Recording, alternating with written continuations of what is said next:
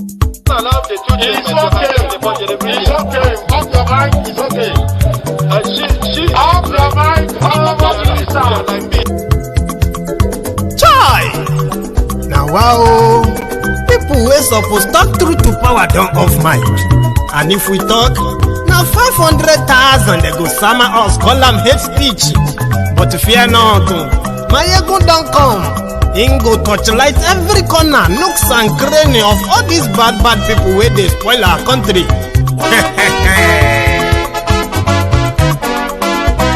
So my people make we laugh, oh yo yo. Maiyegun don't come, oh yo yo.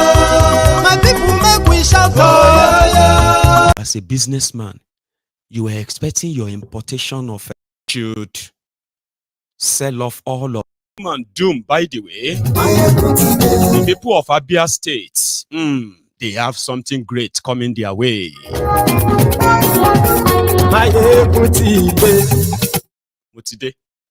So good morning to you once again, good afternoon to you, and good evening to you from wherever you are joining us from tonight. It is Maiyegun live. And if you have read the caption of the broadcast, the description, which is the body, mostly just to give you an idea what we are talking about tonight. And then share the broadcast, like the broadcast, like the video. That's those are a few steps you have to take. Then we get started. Today, across Nigeria, Tinubu's government, in their efforts to combat this food crisis, hunger, due to the economic downturn, it seems that the economic woes of Nigeria is defying all solutions. However, they said they were going to use a short-term solution, since most people who are currently complaining are those who are hungry. So as they are starting mama put joint, chicken, chicken kitchen, a soup kitchen for you. Tinubu's government directed the Nigeria custom to begin to sell the confiscated bag of rice. You know, in Nigeria for years now, importing rice or grains into Nigeria is a crime. According to them, they have banned importation of rice in particular, so that they wanted to encourage the local growth, farmers to go back to the farm, and then, you know what I mean, like people purchasing the homegrown rice. So because of this, Nigerians who have kind of enduring these hardships since Boko Haram's time, some of them later discovered that they were scammed. There was no local rice that was coming to be cheaper than the imported rice. Mind you, filling in the gap, the same government of Boko Haram that banned importation of rice, in particular rice, okay? Because that's what I want to talk about tonight. In particular rice. The same Boko Haram's government gave Dangote the importation right, sole importer of grains into Nigeria for a long time. Dangote doesn't grow rice in Nigeria. It doesn't even mill rice in Nigeria. We only bag rice in Nigeria after importing the same rice. So if you were caught with bag of imported rice, you are committing a felony in Nigeria. Therefore, this has led to years of confiscation of imported rice. And I have to be honest with you, for those who have been involved in importations, the story is not that straightforward to say, okay, yeah, they ban it and all of that. Behind the scene, there were other duplicated licenses given to some importers that you could bring them in only for them to get trapped. Then the long story short, the Nigeria custom is one of the highest warehouser. Is there a word like that? Warehouser. I want to say the highest sort of custodian, let's use that, custodian, the highest and the largest custodian of grains in Nigeria.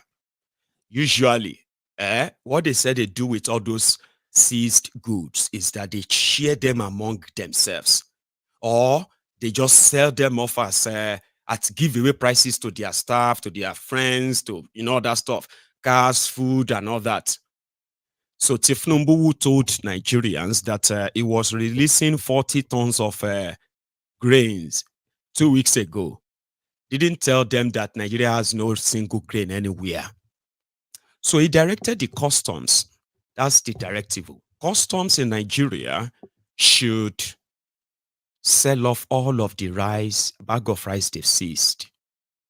But if a bag of rice is now going for, let's say, 70,000 naira, you could buy the confiscated or seized bag of rice for 20,000 naira. But in order to make sure that, it's kind of rationed, so you could only buy half bag. So they made the announcement. And before you know it, like make them hungry, then offer to feed them. So because of this, a lot of people came out like, half bag of rice, 10,000, half bag of rice, 10,000. Because of, so few locations, I don't know if they shared it at your own place. So like, you know what I mean? Like they did in Lagos. In the whole process, come and see how they were beating human beings. These are not people who came to beg for rice. So they want to buy. Come and see beating. Come and see brutality. I won't show you that. Some of them were really bloody. But it actually led to death. 7 people died from the report we gathered. I even have a video of 1 or 2 of them. So when I feel like the mood in this conversation is not getting too emotional, I may show you that tonight.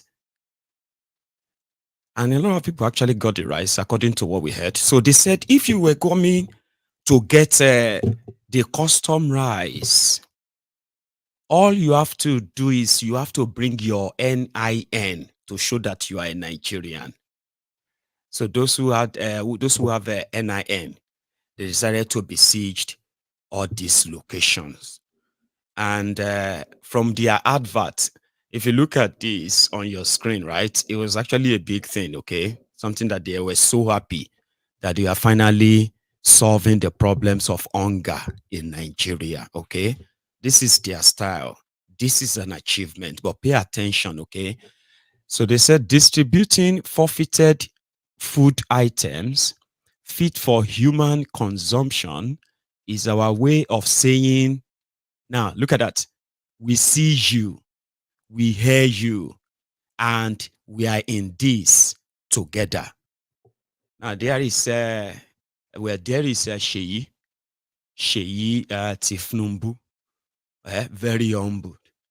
This image on the right is actually making a trend on online right now. So the image where they said is so humbled. A young man that was born into wealth, the son of the president. He's so humble that he was sharing food all by himself.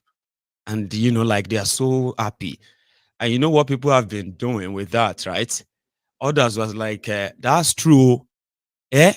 He's such an humble guy that the last time he came to our construction site, he told all the laborers, all of them, to go away. And he started mixing the cement himself.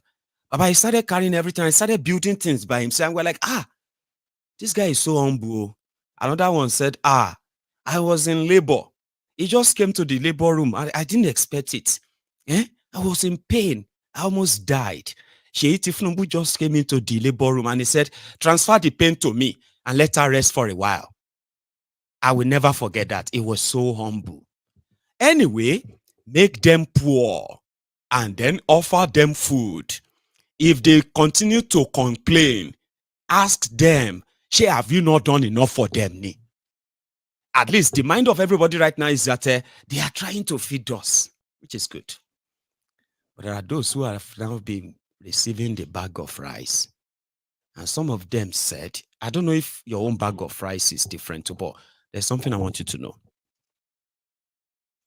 There is a policy put in place to make Nigeria very poor. Nigeria was not in position to say they have a food sufficiency when Bokuwari came in and ordered the ban on importation of food. It is not because he had invested in agriculture so much that abundance of food of the Nigerian farmers are so enough for the citizens before banning anything. No. But it was all premeditated. It was all planned, as we found out later. Okay? So as he banned importation, they unleashed the Fulani terrorists on the rest of Nigeria. And within a space of a year or two, they were already almost everywhere, wreaking havoc, but Nigerians were not feeling the brunt. So he banned importation, then gave the license for importation to Dangote. So if you, as a businessman, you were expecting your importation of, you were expecting your rice or what have you, and you see the first set of people whose goods arrived after that pronouncement, not even like we are giving you till 2020, like 2020, 2015, and say, okay, yeah, the government is going to, take a very strong position on importation, especially rice and all the other stuff that we can grow in Nigeria. So by the end of 2016, we are going to totally ban importation. So with that, you have given people enough time that by the time the date comes, that's how they do in the UK. Oh, I don't know. That's how we do here. Oh. Government don't wake up tomorrow morning and just announce something. Because the ripple effect of that is going to be it's going to bounce back on the rest of all of us. But it happened. So they now went on to go and borrow money that they said they wanted to invest in agriculture in the name of Nigeria. You know the story now.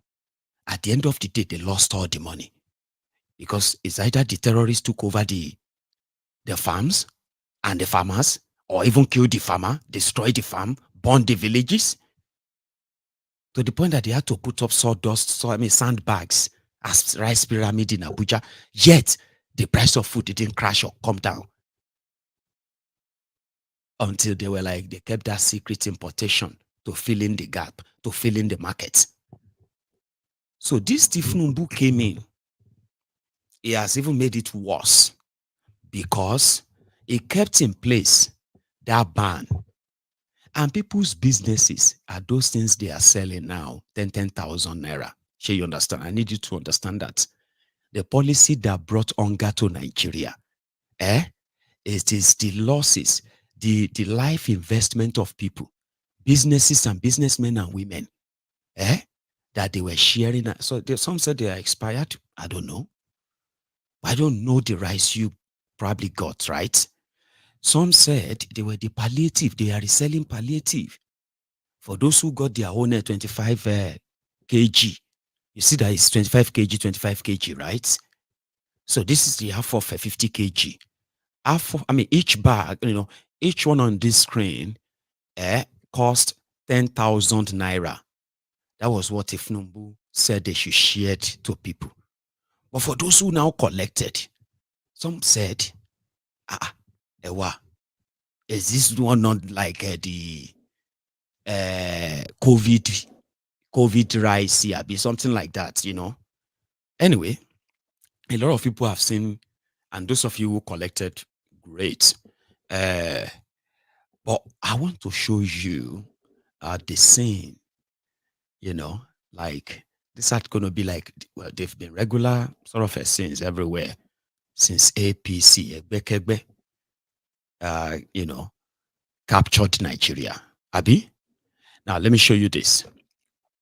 This is from those who are like waiting to get their own share. I think it's this. Oh, no, we'll come back to that one.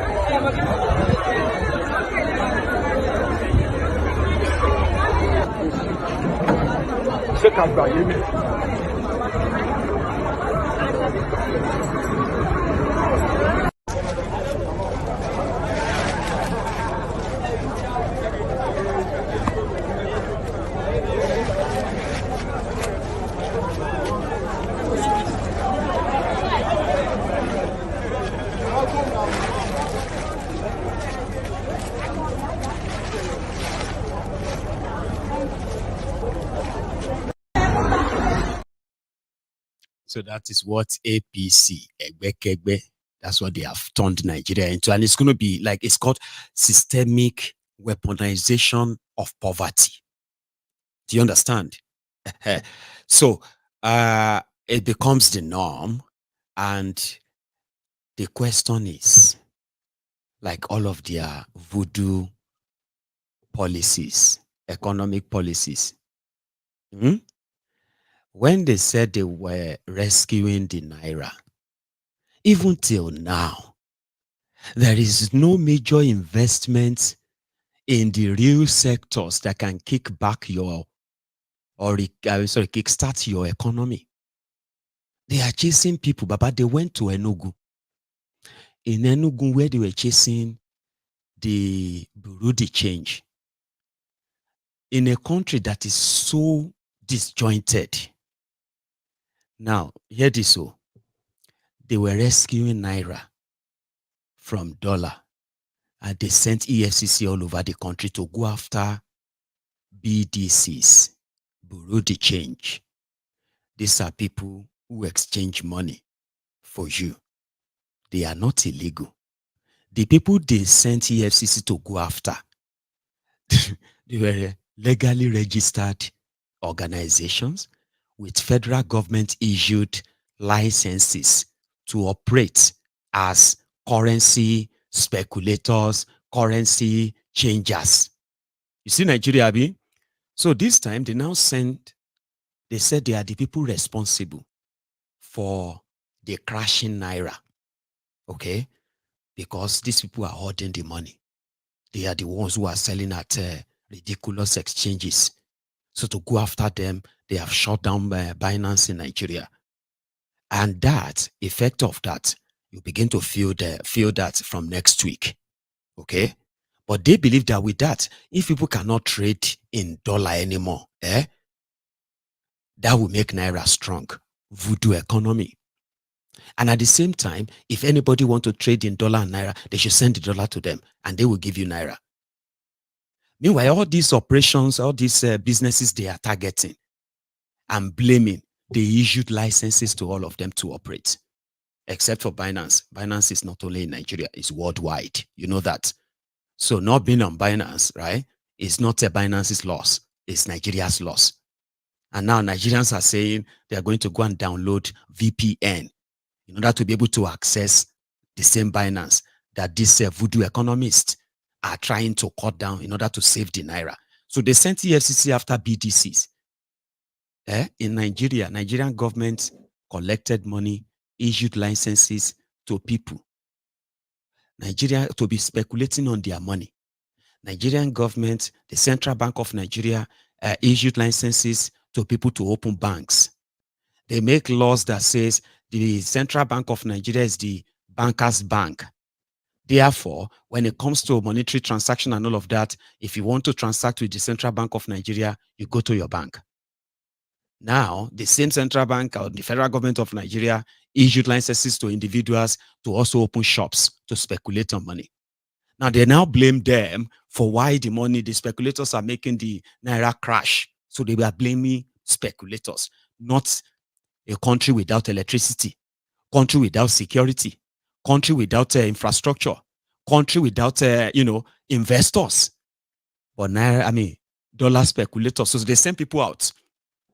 And in their operation in Enugu, they arrested according to them, they arrested people who are operating legally. They arrested over 100 people. Not just that, they collected 110 million naira of their money. It's not illegal money. And guess how much dollars they collected from the entire Enugu BDCs? Guess what? How much? Just guess, like Enugu, where they got 110 million naira, which is Nigerian naira currencies. $8,000. That's the cash they got from all the BDCs in Enugu. I don't know how many thousands they got from Lagos. I don't know how many thousands they got from Abuja and a few other places they have carried out this operation trying to rescue Naira. These were the same people 4 months ago. They were taking pictures. They were happy that, Naira will soon come back. Naira will soon come back. So they were taking pictures with Afrexim in Abuja. So Afrexim Bank is the Africa, it's Afrexim, export and import. So Africa Export and Import Bank. We don't even know much about them than this name that they joined together. But they're like, what do you call them? Investors at the business, I don't know, they have different names, but all Nagbajue. So this guy said they will help Nigeria to rescue Naira. And the news was everywhere. What were they going to do to rescue Naira? Oh, this guy were going to give them $3.3 billion. If they can get that cash, $3.3 billion, they can swear on their mother's graves that Naira will crash down to 450 Naira to dollar. They were so sure. Now, it took them about 2-3 months before they gave them the first tranche of that money. Guess how much they gave to them? $2 billion from that money. They've collected that. Remember, that's the money that they used $12 billion crude oil as collateral. Don't forget to. Now, I'm talking about these voodoo economy ideas that some of you should be questioning so that tomorrow you won't be asking questions like, how did we get here? God, how did we get here? It's happening. It's called systemic weaponization of poverty. They have already legitimized corruption. They said PDP, they initiated corruption in a way that has never been seen before. APC, Egbekegbe came to legalize corruption. Same way they are weaponizing, systemic weaponization of poverty. Okay? Where you have voodoo economists telling you it will, we can assure you. Meanwhile, when you look at them, there's no real major investment. So they got that $2 billion.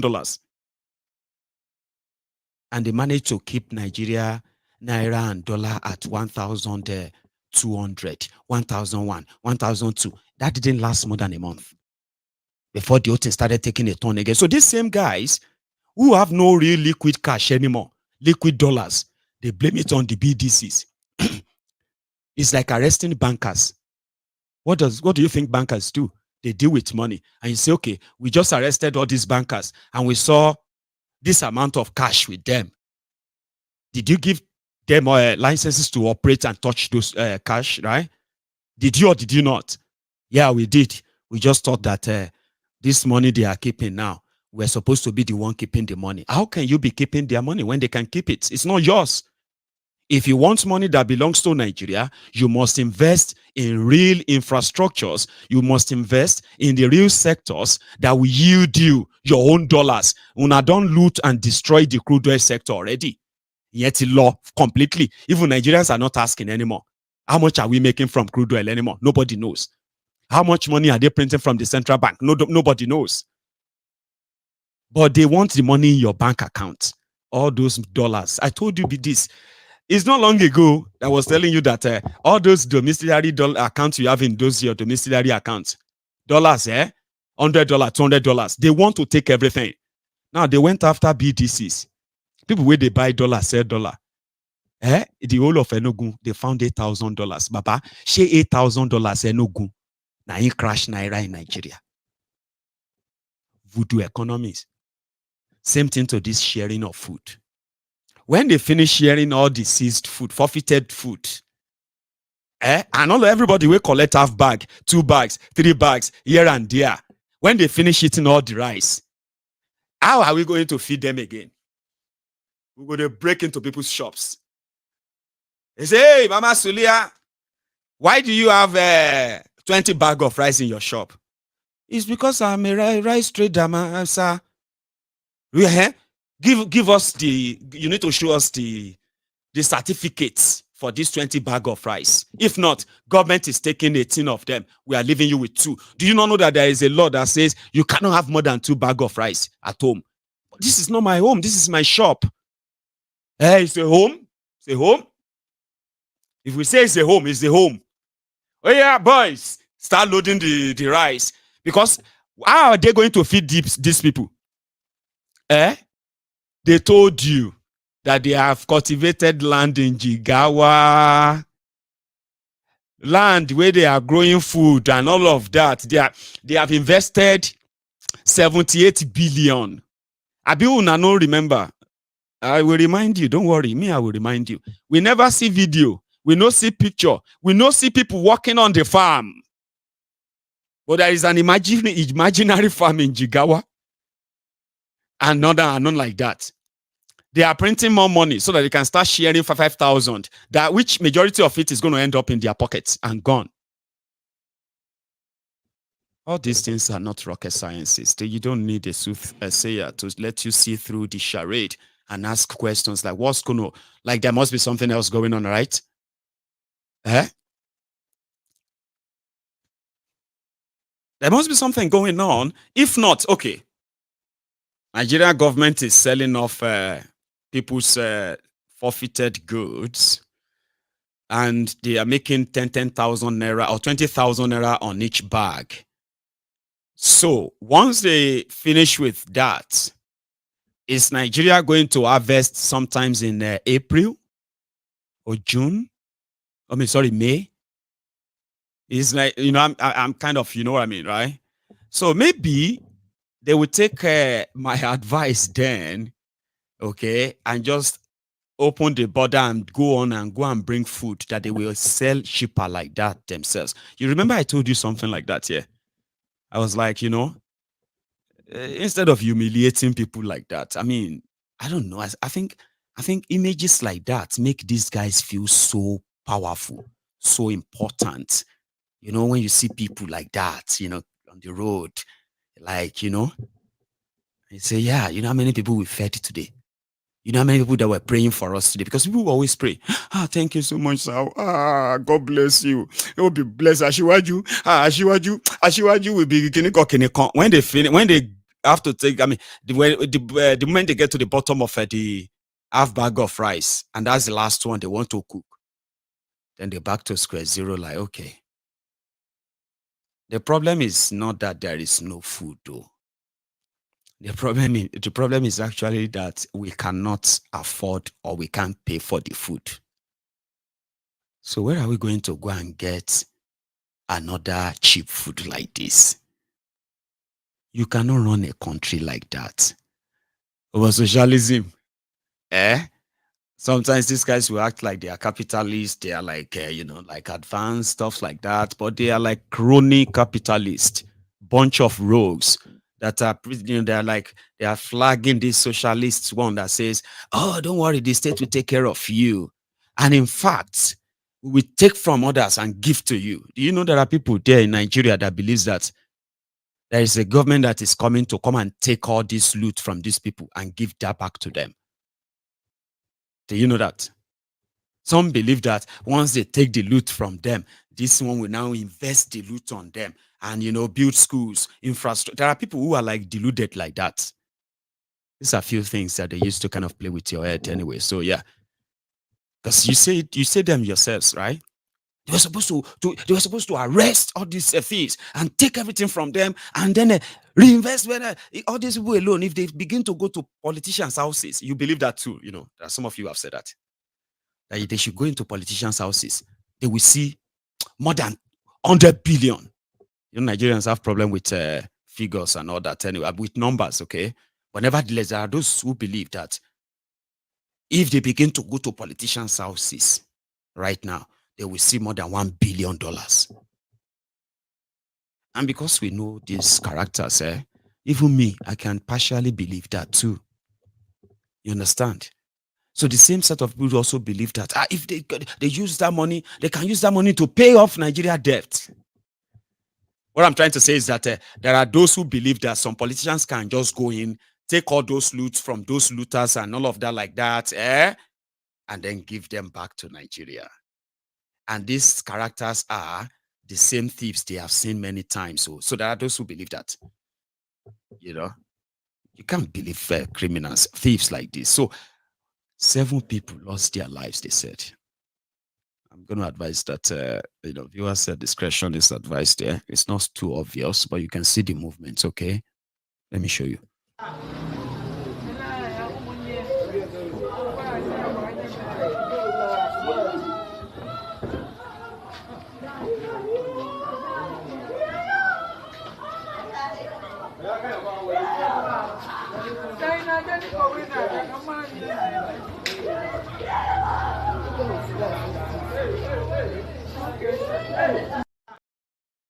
To the bag of rice. That's the one they captured on the screen there, There were those who actually like collapsed and fainted and all that. Kilo day.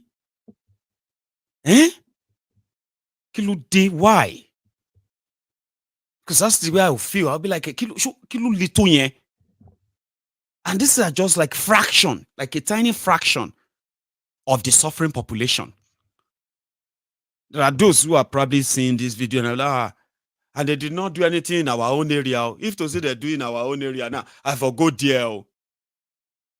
You understand? Like, you just saw what happened there and you're like, oh my God, see humiliation and even loss of life. Into the rice. That alone is enough to kickstart a revolution in a real place. Humiliation, yeah. And that's how you'll be seeing. We have seen some of these videos, and sometimes you laugh at them. We see a lot of them from northern Nigeria. We've seen a lot of them from southern Nigeria. Horrible, horrible images and all of that of people in the terrible, terrible, terrible, terrible conditions. And sometimes we just laugh at them and be like, yeah, they deserve that and all of that. But that people lost their lives because they wanted to collect, they wanted to pay. They were not even begging for it. They wanted to pay 10,000 naira in order to get 25 kg bag of rice. Okay? And that's going to be the story. Every one of them that dies or probably like got injured in the process or got beaten by all those, man, they were holding sticks, they were holding belts. Human beings. Just to get them on the line. Get them on a straight queue. Kilo to yen. Apology to the people of Somalia. That's in Somalia. I have never seen a video of Somalia on the internet depicting anything close, tinily close to what I've seen in Nigeria that people have been through. I am going through. Every small thing, Nigeria is going to become Somalia. Nigeria is going to become Venezuela. Nigeria, and I haven't seen horrible pictures or videos from these places that in any way get so close to what I have seen or witnessed in Nigeria. I've seen a pregnant woman collapse because she's hungry. I've seen aged men, the elderly screaming and crying inside bank, frustrated. I've seen things that you'll be like, man, this is, come on. But any small thing, we are still trying to brag about what we are not. I better pass my neighbor. Nigeria is a great clinic. There are poor people everywhere. Nigeria is on its way to Venezuela. Nigeria will soon become Somalia. Papa, you are dealing with something that is worse than all these places that you think. You probably still are better off. Because that's why we will say Nigeria is on its way to Venezuela. That's us saying that Nigeria is still better than Venezuela. Nigeria is still better than Somalia. I don't read it in the news all the time that Somalians are being kidnapped like, say, them big game and they are paying ransom to this so many popular gang and all of that. I haven't really seen that much. If you are watching us from all over Africa, you know it. A lot of you know what's going on in Nigeria more than those who are living in Nigeria, by the way. You know what I mean? How do you know? It's because you are reading things. Sometimes you'll be like, oh my God, how is that even happening in that place? So they get people to endure, get used to it, and tell them that you are better than Somalia because they know that they haven't even been to Togo. And many of them will never be to ordinary Beseme border until they die in that deluded contraption.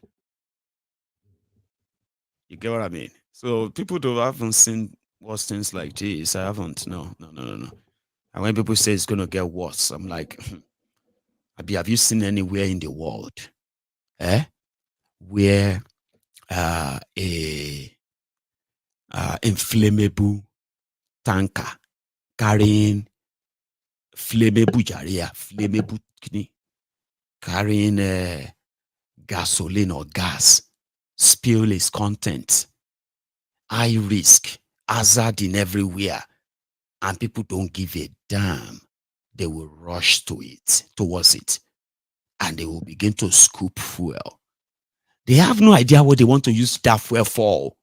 But because like they have been so I don't know, that I have seen people who actually fetched petroleum and they poured away all of their their drums, water of drums, they pour them away and filled all these drums with petroleum in a residential area with women, children, and then, you know what I mean? What kind of madness would you call that? What kind of poverty and poverty mind will actually make somebody ignore all the risk and still pretty much go for it? I haven't seen that anywhere. I know some of you have been to many places more than me, okay? I haven't seen that like anywhere. Or have you?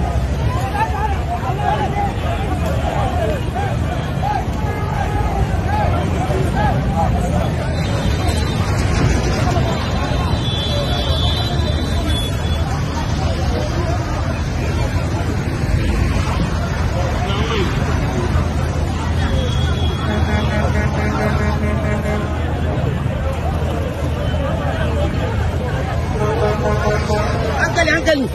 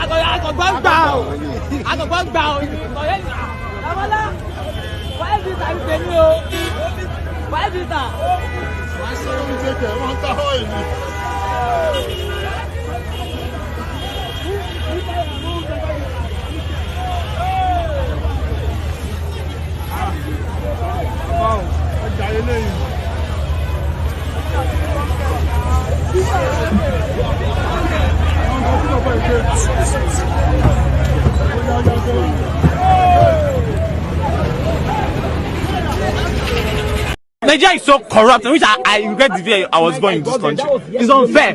This is unfair now. This is unfair. Nigeria is so. Some don't like it. I went on, sorry, I want to digress for a minute, okay? I went on Facebook, right there, and I think somebody said something about me, and some of you on Facebook, you are currently lashing at him and all that. And then it came back to say, somebody in the diaspora that is oppressing you, you are sitting down here listening to him. Something like that. See, all of you on Facebook, leave that guy alone. Do you understand? People like that, they are everywhere, okay? and they come from that, that portion of 70% mad people in Nigeria that they said officially, right? Some of them, if you see them physically, their life will never kind of please you, like, oh, I kind of like your life. To them, this type of a slavery is like eternity. People like him, who is so happy with his chains and every other thing they give to him, right? People like him should never kind of take much of your time per se, okay? Because what they see is, what do you call it? It is what you can say the materially, what they see, that's what they see, okay? Now, some of them, when we point out all of these shortcomings, which some of them are actually the victims of, right? What they mostly look at is normal, right? They are not normal, okay? So when they look at it, they're just like, oh my God, okay. So then immediately, right? It will automatically turn to jealousy. The moment they know that, oh, this guy is speaking from abroad. So you have this type of freedom. You've got this kind of, privilege, and you still have time to be talking about Nigeria. So are you trying to sort of oppress us? Oppress about what me? You know, that kind of, so you don't want to waste your time responding to people like that. So I kind of would say, engage in something different. They have done that a lot, okay? Because to them, they would rather we all in that shit hole, mute, beggarly, and at the same time, thanking God that we are still alive. The life that a lot of you as well completely reject. So yeah, all you have to be very certain of is that they are comfortable in their chains. All right? And when you see people like that, this is what you should know as well. They are also a threat to your life, to your liberty, to your freedom, and everything that is humanity concern. These are people that would rather see you become wretched, hopeless, and beggarly like them. And then they will be comfortable, right? But the point here is that a lot of them blame people like us for their own unfortunate existence, mostly for their own errors. Few months or so ago, majority of them were kind of so lyrical, right? On his man debt, they would die. Now you see this shame that has now kind of brought even more wreck and wretchedness and poverty upon not just them, but a lot of people. They come here every now and then to come and ease off. So guys on Facebook, I know you may not know this. You have a lot of bad stats on that platform. So don't waste your time talking more about them. So you, Alaye, enjoy yourself, because majority of you are frustrated anyway. But look at me very well. I am not the cause of your unfortunate existence. Remember, I am only trying to help you. And if I can't help you, maybe I can help your children. Because the unfortunate thing about some of you bad studies is that when I see the born, and I will look at your children and I'll be like, how can people be, how can these innocent children be unfortunate twice? They were already in a shit hole that their own papa be mama enabled. You can't born, they can't born, you can't say your papa, your mama, then be enabler of the shit hole you were born in. We can't blame all those children. So yes, You can sit there and enjoy, okay? Just sit back there and enjoy. And if you see any of those ones that left Nigeria, but Nigeria never left them, I have told a lot of you before, okay? Now, I think I remember when I told some of you the Lagos Abobakus, when I said, if you see anybody abroad, that is telling you to be patient, don't listen to anybody. All these people don't like Nigeria. All these people, they just say Tashiwaju. They were the same people who were shouting change, change, change, change. They told all of you to wait for 8 years while you were dying, while your businesses were crumbling, while your lives were like, when all of you were collecting your ticket to the basket of the multi-dimensional poverty. All these Olori Burukus, they remain abroad. Oh. None of them relocated back to your shitolo. They never returned their family there. Oh. Now they have encouraged you to bring more calamity upon yourself. They are still abroad. They are still telling you, don't listen to them. I know Ashiwaju very well. Now the same people who told you they knew Bokuwari very well. Me, I no get problem with you. Me, I am just a conscience, okay? I'm just your conscience. I don't even want to tell you what to do. Okay? But I can help you understand the miserable life you have chosen without blaming other people for your misery. Do you understand? Blaming me or looking at me, not liking me simply because I am making others who care to listen, to understand what a threat people like you are to them. So you shouldn't like me. Okay? And that's why I keep telling people, I said, sometimes you think my mouth is bad. You, this Maiyegun, your mouth is bad. You don't know the battle where they fight. I conquered and destroyed Abobakus, Buhari Dioti. I actually destroyed them that when they walk into MaiyegunsDiary Politico, it's like walking on a landmine. They are very careful. They are very careful. So sometimes I just feel sorry for them. So they don't like me and I don't like them. But that won't stop them from coming here to come and hear the story of their lives. So again, I call that a little bit of digression because we are talking about the victims. And some of you know this, right? Majority of us that speak here, or some of you will dedicate your time to understand what is going on in that place. Many of you are not really directly affected. Your concern is for the people you love. You get what I mean? Understanding what they are up or facing daily. And in fact, even understanding their possible role in enabling this. So consciousness, political consciousness, like that. That's why I am your conscience. So you're not here to love or like me per se. I appreciate those who do, because I know they take them for play. But you don't owe me anything. You do not owe me anything. Because at a point you may disagree with me completely and say, oh no, and then you have your right to that.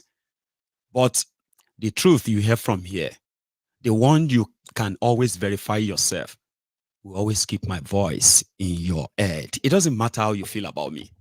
Do you understand? Because the truth is that the failure of the rogues in Nigeria will always keep people like me always active. And I'm not a sadist. I'm not a bad belly. If I say good thing that is really, really going to benefit the people that is done in good faith, such can be denied. Obviously, you'll be able to, you can easily say, why do you hear that? No, if it's done properly, you can tell. But any good thing at all, done by these rogues is a mistake. And you know something? They'd never waste time to correct their mistakes. So point out any good thing you've seen that really lasted, that doesn't have its own story. The story of, you know it. So the bottom line is that the people are very poor and there is no policy, no single one in the pipeline right now, either being cooked to perfection or being operated and expected to see any policy that is going to bring you back from this. There is no short term, no mid term, no long term. It is going to be hope and inshallah. You know that, right? Vibes and inshallah. In fact, it's not even hope, vibes and inshallah. What you did in 8 years of your lives. 8 years, Baba. 8 years. If you don't know how to understand your losses, just look back. And look at where you were 8 years ago and where you are now. Me, I can look back and tell you, you know where I was 8 years ago now. Now, a lot of you know where I am now, right? No, I am a living witness to say when you are talking about progress. Yeah. I know all of you have your different kind of like success stories. But we are talking about your geo now. Like you can point at me and say, I knew him when he was using his kitchen 9 years ago. You remember? Oh, I knew him when he was working for Sky and all of blah, blah, blah. Oh, I knew him. You do that. You can sequentially, right? I mean, sequentially, whatever. You sure can like see what happened, how I have grown in the last 8 years. I can't get two amazing, lovely kids, right? Aki and Yewande. That's also part of the last 8 years too. So even if you are lying and pretending out there, you can't lie to yourself. Baba, Motin, Mori growth. And I know some of you also have your growth.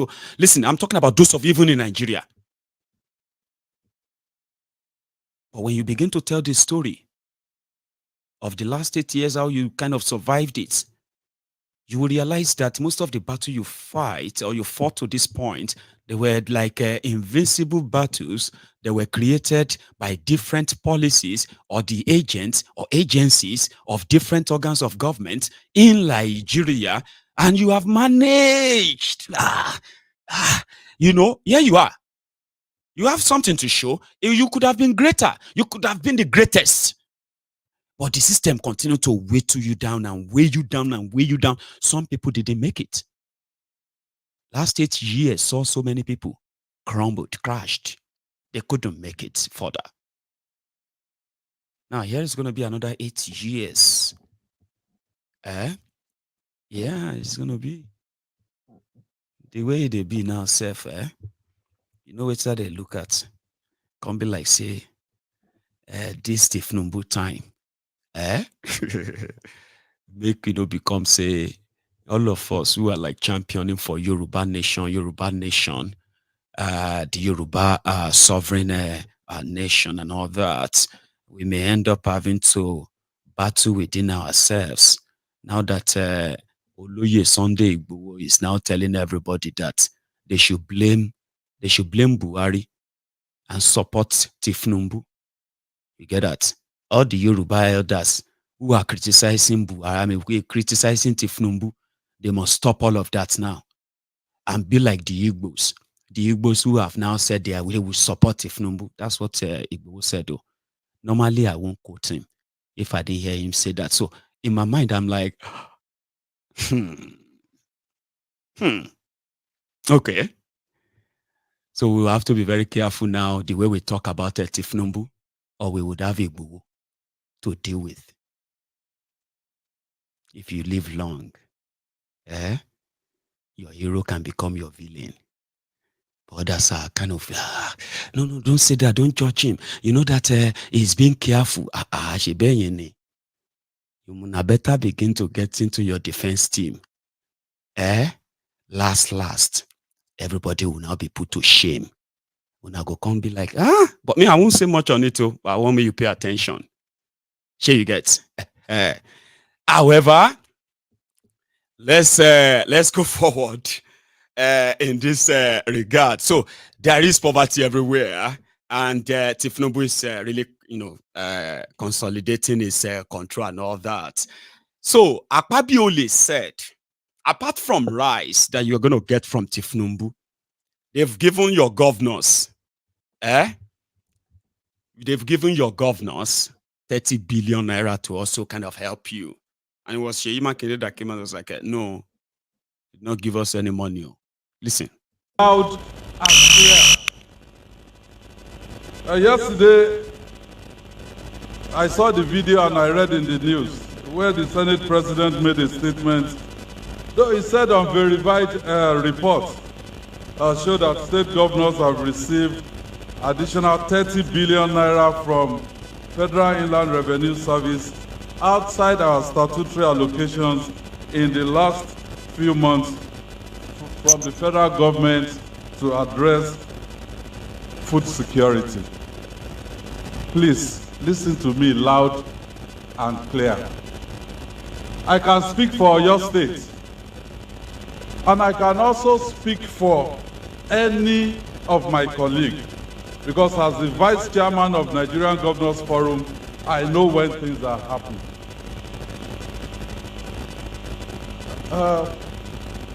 If you want to play politics, we'll keep quiet and say let it slide.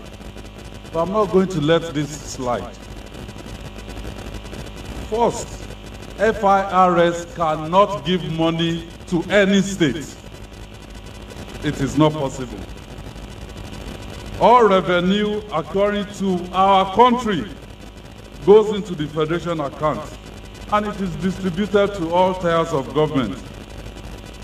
The federal government does not give states money. The money in the federation account belongs to all of us. It is not only to the federal government. So if a Senate President, number 3 citizen in this country, will say on verified report, people are looking at us as leaders. This is the period that we're supposed to give confidence to our people. It is not a period to start playing politics or to start looking for scapegoats. We need to engage with our people. If our policies are not working, we need to listen to them and amend. So if the number 3 citizen says, this is an unverified report, why does it need to say it then? Does that give confidence to our people, or does it solve the problem of hunger and anger in our land? Well, let me say it clearly. For your state and for most of my colleagues, there's nothing like 30 billion naira being given for food security to the state, and I stand to be challenged.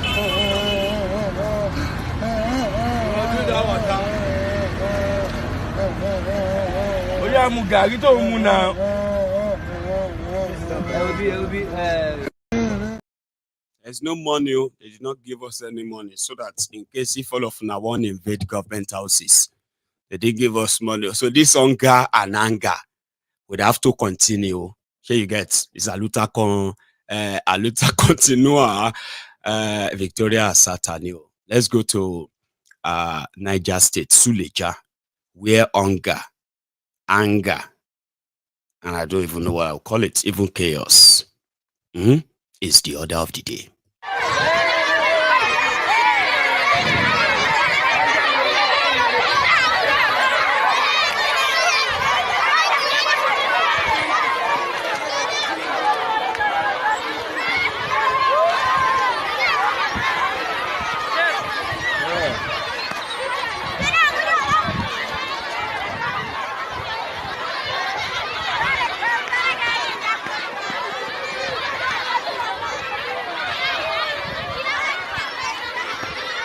Yaja dikwa rinero kutwa.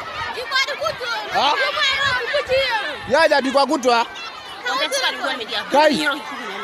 Nyan lorin pa. Kama. Dikwa kutwa huko.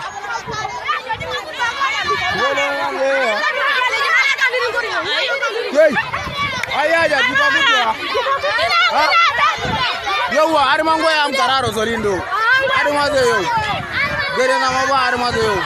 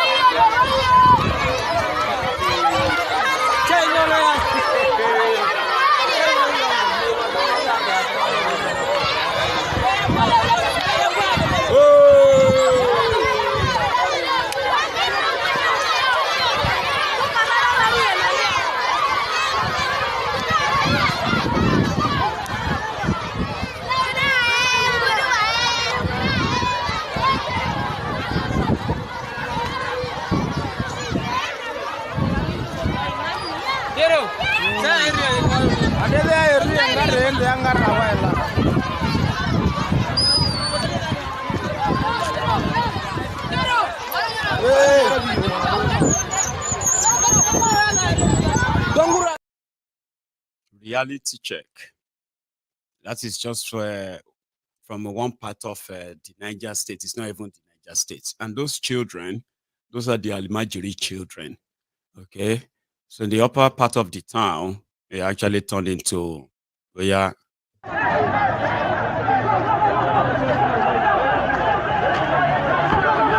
garin Kaduna Road, Suleja Express Road, ana zanga-zanga wato protest na yunwa da ake fama da ita. Kowa san cewa an samu tsadar rayuwa yanzu. To ana jifa.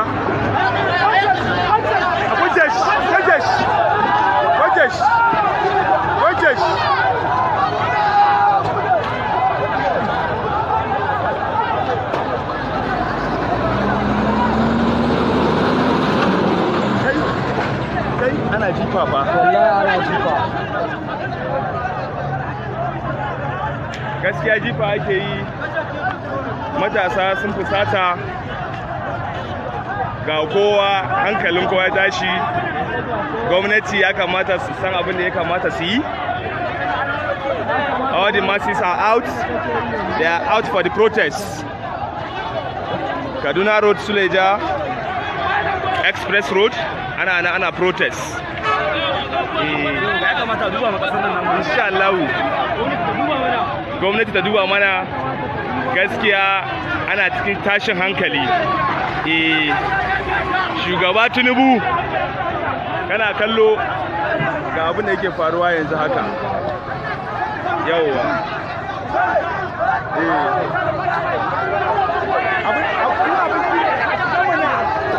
Abinci ne? Ba abinci bane, ba abinci bane. Duba.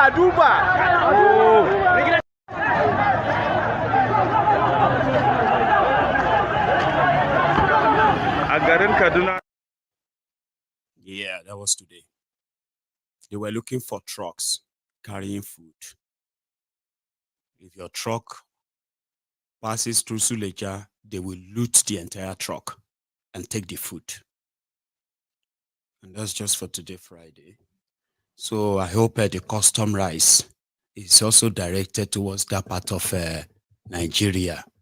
You understand? So that, it won't spread to other places. And then once that becomes a thing, some people are just going to go and build their own shack along the Lagos-Ibadan Expressway.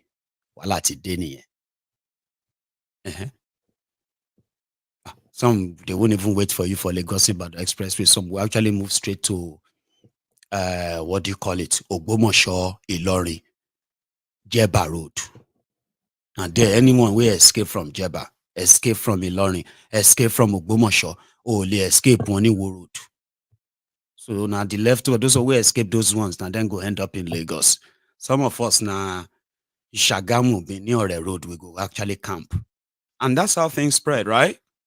So they better begin to direct this rice to the important places now and ensure that there is also safety measures, and the rice have to keep coming. If you ask me, I think that's what I think should happen in this instance, okay? So meanwhile, the Tifnumbus Abobakus, like you had them under Bokwari, they also took to the street today because, by Monday, there's going to be a shutdown of everything in Nigeria.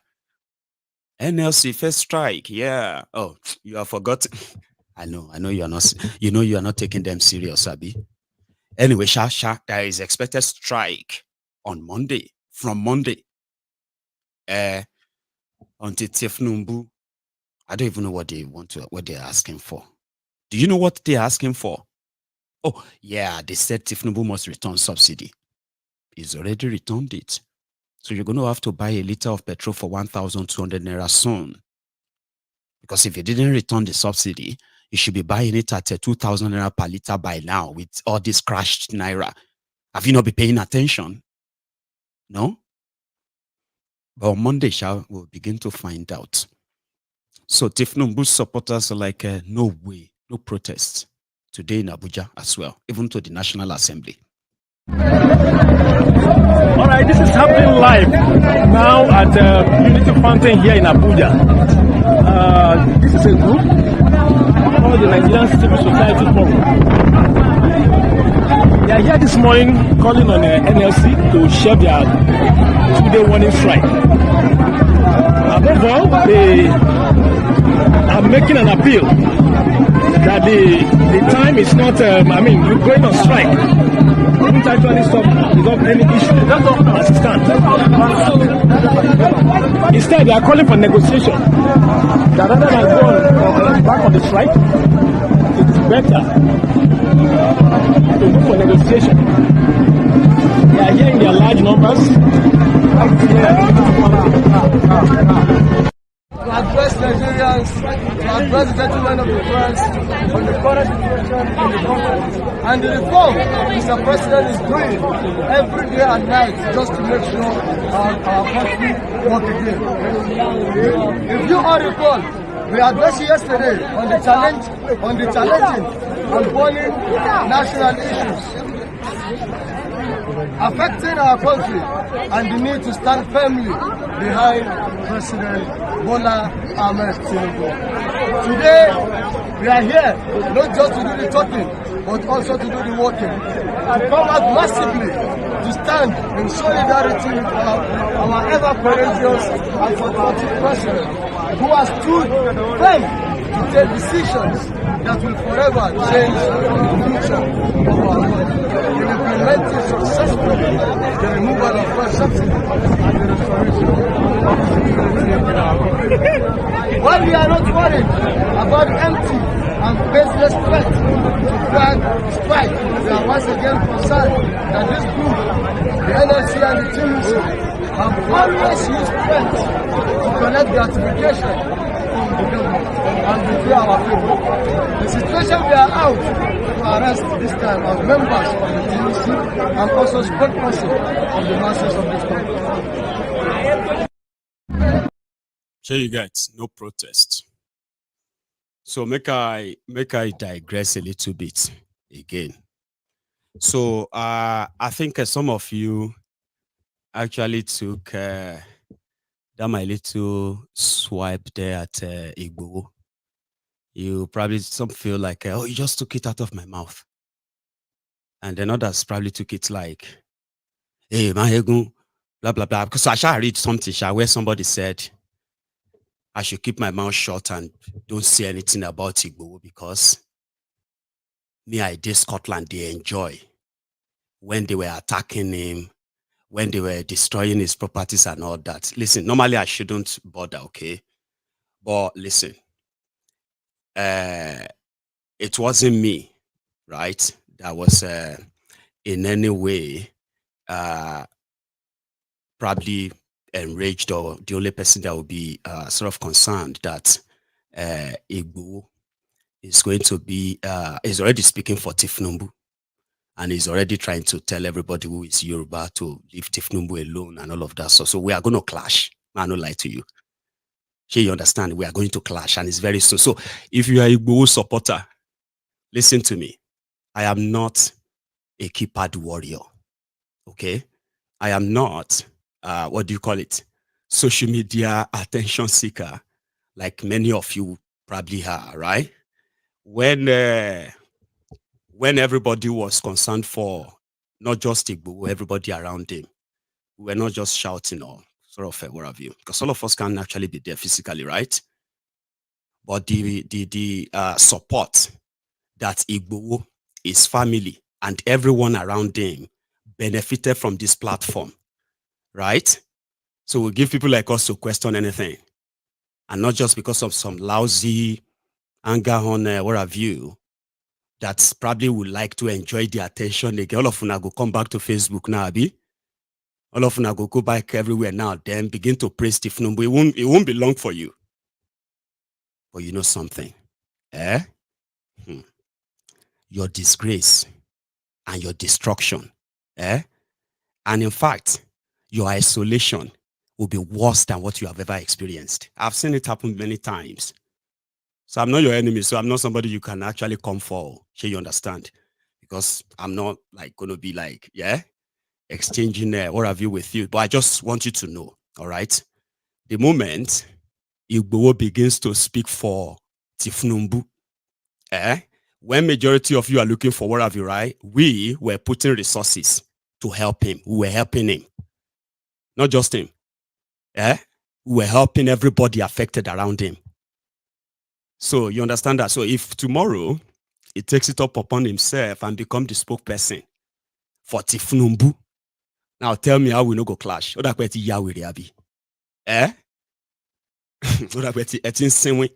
So there's no time you won't actually come here and come and begin to defend Igbo because of that and all that, and then come and accuse me of sitting in Scotland and enjoying. Right? It's all right. I just want you to know that too. So more they kind of talk them and separate them. You understand? And when that time comes, oh no, I will come hard. When I say hard. So just kind of write it down. All right? So going forward, like I said, it's not always like, gloom and doom, all right? So the clash of who is going to protest or who is not going to protest, right?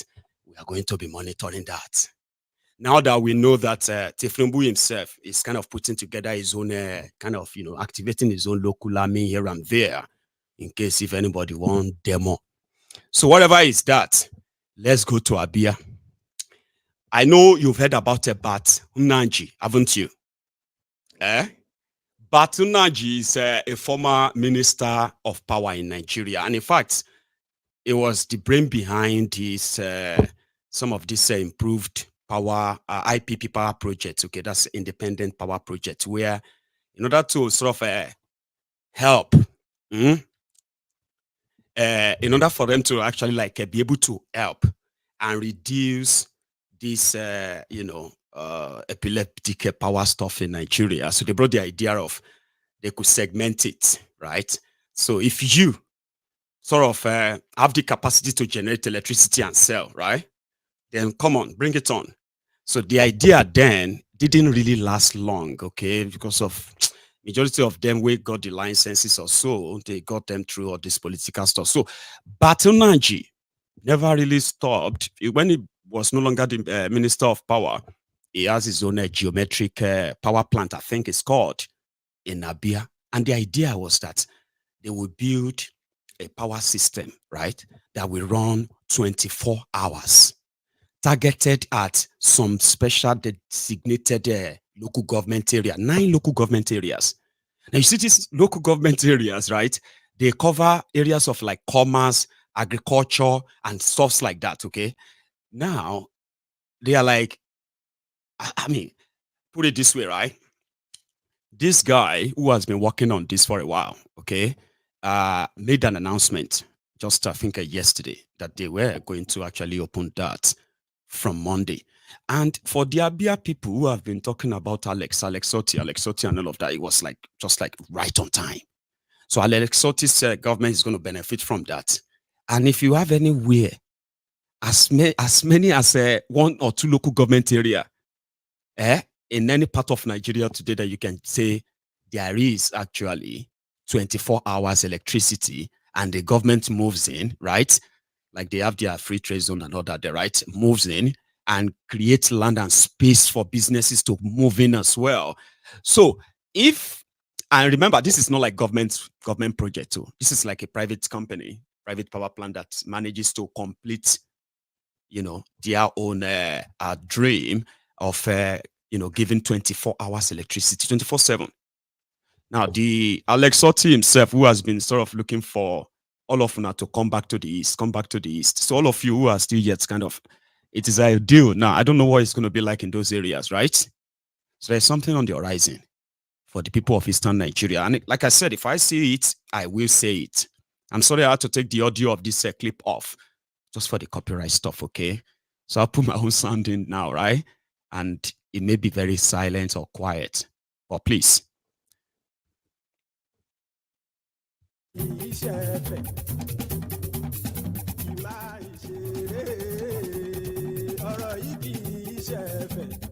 ẹni bá ti lè lẹ́bọ̀ lẹ́rù o ọmọ bá dèrò kàṣà ìtú wọn síta. Maiyegun ti dé gbogbo ọ̀jẹ̀lú ẹ̀ súra kí. Maiyegun ti dé gbogbo ọ̀jẹ̀lú ẹ̀ súra kí. ṣùgbọ́n ní bá ti ṣe yìí tó yẹ kí wọ́n ṣe ọmọ bá dẹ́rọ̀ ò ní fi wọ́n níran. tẹnitẹni ọmọ Maiyegun ọ̀rẹ́ ara ìlú mọ̀mọ́ ni mo fọlọ́run ṣọ́ ẹ̀ báàgì lẹ́bù lóòótọ́ olódodo ìlú ọ̀tún. Maiyegun ti dé gbogbo ọ̀jẹ̀lú ẹ̀ súra kí. Maiyegun ti dé gbogbo ọ̀jẹ̀lú ẹ̀ súra kí. ṣùgbọ́n ní bá ti ṣe yìí tó yẹ kí wọ́n ṣe ọmọ bá dẹ́rọ̀ ò ní fi wọ́n níran. wọ́n fowó bẹ́ẹ̀ o Maiyegun ó sọ pé wọ́n ò bẹ́ẹ̀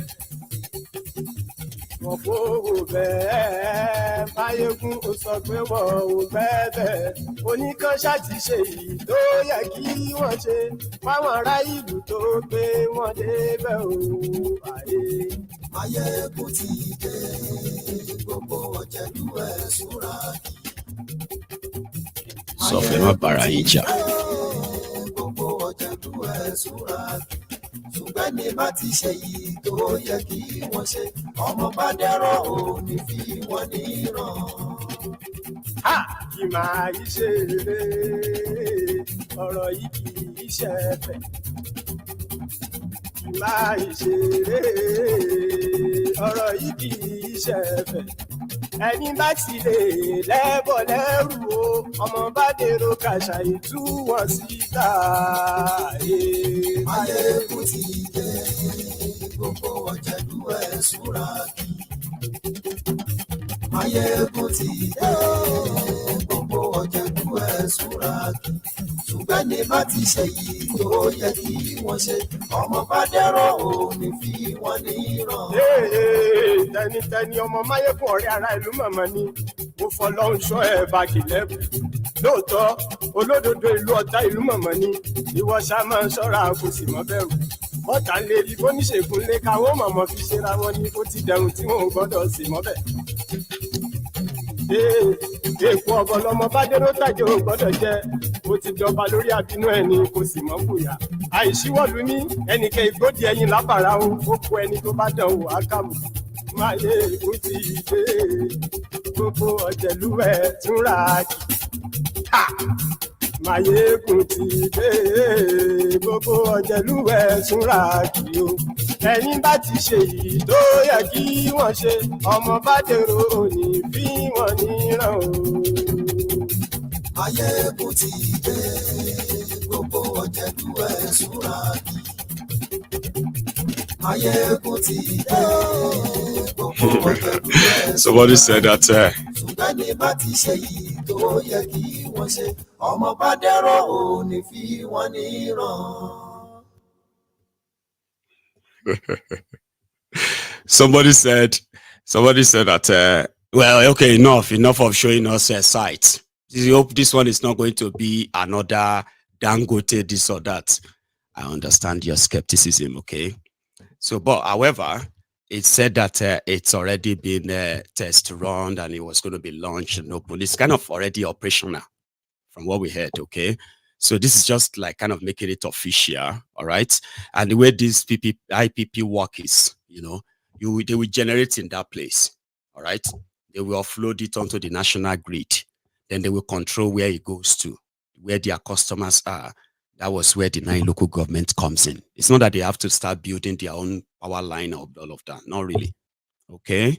So I think, anyway, but trust now, yeah, if there's Bobo was, they don't do inside the diary now. So we're going to actually ask them how far in a few months' time. Abi? See, I have seen that some of you have started fighting yourselves in the comments because of what I just said about Igbo. I'm not saying that, listen, no, don't misunderstand ourselves, okay? We have heard what he said. We have heard what he's been saying, all right? And some of you actually want me to believe that Maiyegun, about yourself, now. You must have made some deal with Tifnumbu for him to be able to come back like that. So you don't expect him to say anything about Tifnumbu and all of that. Here you get. But what you don't know is that if part of the deal to come back for his mom's burial, no harassment, no nothing, is for him to be praising Tifnumbu, I'm a problem. See, I'm not saying that I don't understand things, so I'm not stupid. I mean, here you get.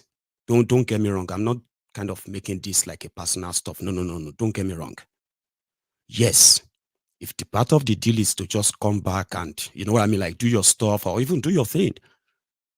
Okay, even if they tell him not to say anything about Yoruba Nation publicly, but he still supports Yoruba Nation, I'm not here to judge anybody. Okay, I'm not. Don't take it that way.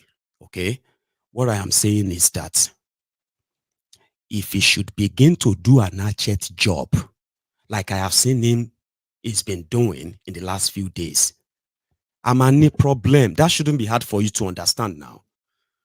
So you mean that, for example, now that I said, like what he said today, I think it was actually yesterday at that King's Palace, okay, where he said that I told all of you, I was here, I was telling all of you, this Buhari is this, Buhari is, you know, and everybody was saying, you didn't listen to me. Buhari told them to go and kill me.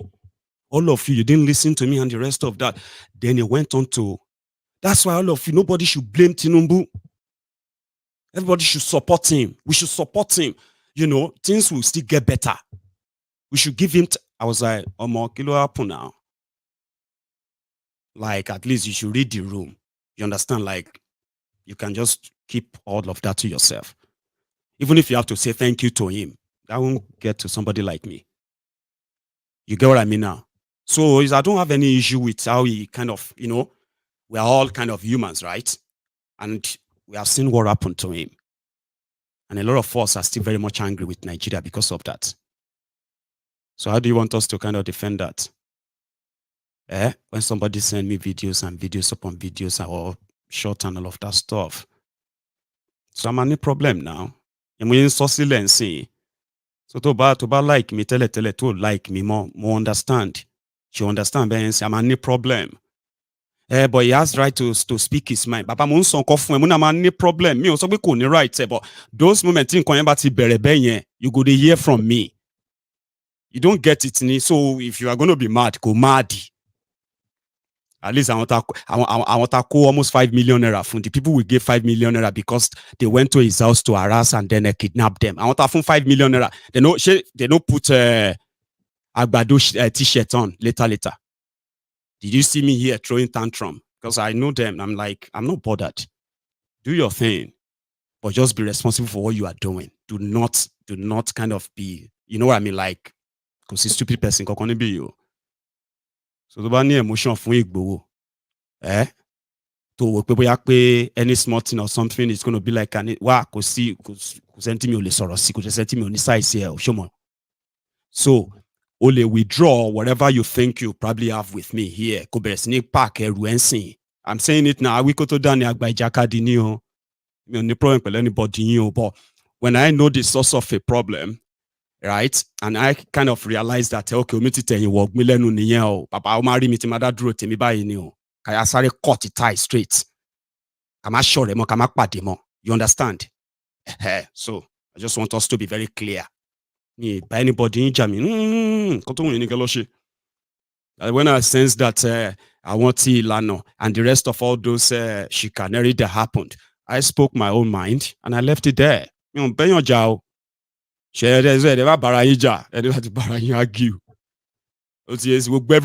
size here lower. You understand? So any to ba ma de, any to ba ni pe clothing pe, any to ba ni pe kowa wo lo ma koko ri show mosha. So because it's so stupid, though. You understand? So anyway, I've shown you that, and like I said, we'll leave it at that, okay? And we'll keep kind of following it up. But that's a good thing.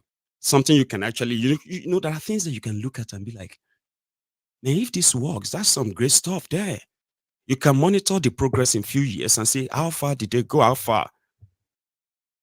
And if that is what they have been trying to replicate everywhere, maybe this frustration will never be this much. I just thought I should let you see that part. Now, the other part is when, you know what I mean, is when, you know, yesterday we were talking about this genocidist go on. I didn't even know that the guy was even trying to grant a press conference. Grant a press conference because of Biafra. No wonder he went to Kolu. He went to Kolu and he told Kolu that Kolu should not listen to critics. Leave all those ones that are criticizing you. They criticize me too. When I did not, when I started the civil war, and they said I was too slow to crush the Biafra, that madman. I remember, I don't know if some of you remember this note, right? But they now said, you know, one of the things I left out yesterday that I didn't add, was that they said after that first coup, and then the second retaliatory coup of these northern criminals, northern terrorists. So what they did was that when they now chose Gowon was from the Middle Belt. It's not Fulani, it's not Hausa, it's not Kanuri. Okay, so he's from the Middle Belt, and he was he was made the head of state by these guys. So his allegiance was to them, and because some of them speak Hausa, so they just make everybody feel like we are one northerner, one north.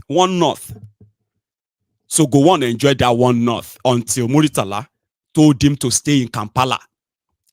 Where was he then? Like Addis Ababa, Ethiopia. Where was he? African Union meeting when he was overthrown by Muritala after the war, right? So they make him feel like he was Hausa, he was a northerner for a long time, I think. Then you see this attack on the people of Middle Belt, the people of Plateau State, and all these killings that we have been seeing, the Fulani massacre of people of the Middle Belt. And people will be calling, where's Gowon? Where is Gowon? So Gowon went to Aso Rock, or before he got to Aso Rock. And Gowon was going to give a press conference about IPOB.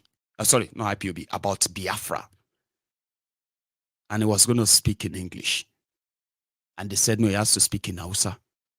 And that became an issue. Like, Gowon, the old man, 89 years old, was there, was like, they want me to speak in Hausa. I cannot speak in Hausa. I cannot speak Hausa. I was like, oh, look at him. Look at him. Our Hausa listeners across the sub-region. Wait a minute. No, who told you that I'm going to do it in Hausa? My goodness. Look, for almost 80 years, I've only been speaking mostly in English. And Hausa? Your Excellency, you're not reading. You're not reading, sir. What I'm not reading? You're just saying what you're saying in English. My goodness. So you have a translation right? No, it's not. In fact, I cannot do the translation. No, you know, this is an ambush. This is a coup. You see? This is a coup. No, my goodness. Honestly, look, my Hausa is not good enough for me to say it in Hausa. If I'm talking to you, just person to person, whatever rubbish I say or use, you might accept. But to do this, to go. Amato menene sakonka ga shugabannin kawai sakon kawai zaka ga mana menene sakonka kawai da Hausa kawai sakonka. Look, you people, I know you are very clever. You use whatever language it is to try to get one to speak. Look, I thought we said there is no. Second. Okay, please. Now you can translate it. Now, I want you Look, Halima, Kizo. Please, you see, they want me to sort of say this in Hausa. And I sort of said, look, I'm not in a position, I've forgotten how to do this many years. So yeah, I think that was after he met with Kolu. Okay.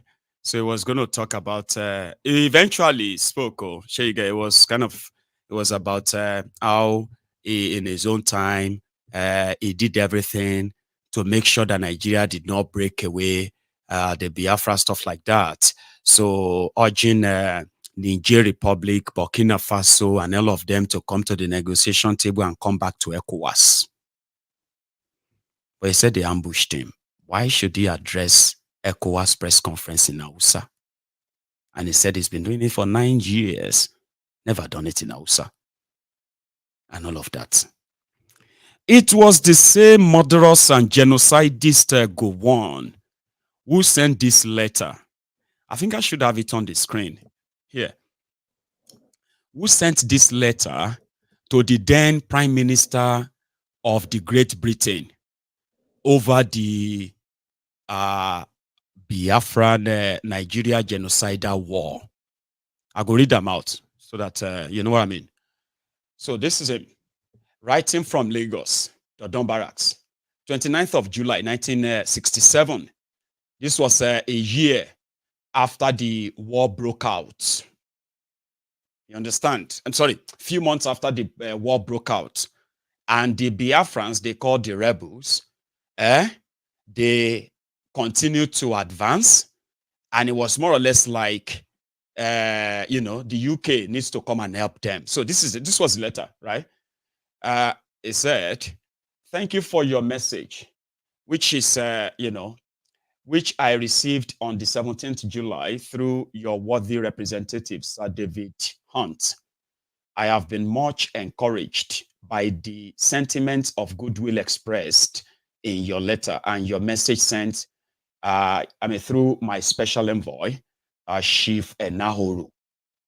In our local press, my government remains committed to the very special bond, which we both value so much. We in Nigeria are trying to get accustomed to the mass of hostile comment towards my government that has, you know, especially in recent months, regularly in Britain, especially the BBC, Financial Times, and Economist, in the British press. In Nigeria, we have found this bias most inexplicable, and we view it with dismay. Nevertheless, we have borne with fortitude. What's that? Our tribulations with your worldwide information media. Our local press, our local press has, perhaps understandably, resented generally respected press of a Commonwealth partner. It may therefore have expressed itself more forcibly than vital importance to our national survival. I will, as requested, do all I can with our press, which, as you know, is obviously free. I trust that blah, blah, blah, blah, right? Then he went on to last paragraph, okay?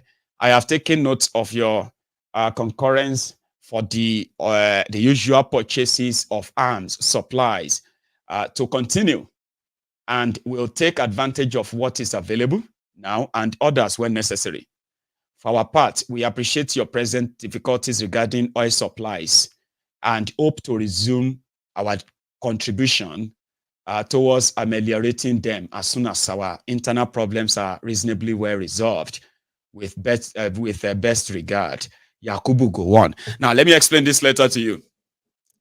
So, the British press, they were covering the war in Nigeria at that early stage.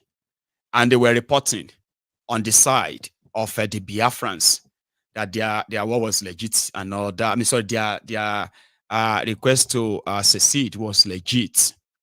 Somehow, Gowon had to write the Prime Minister then that, talk to your press. They are not being nice to us. They are making us look like we are doing something wrong.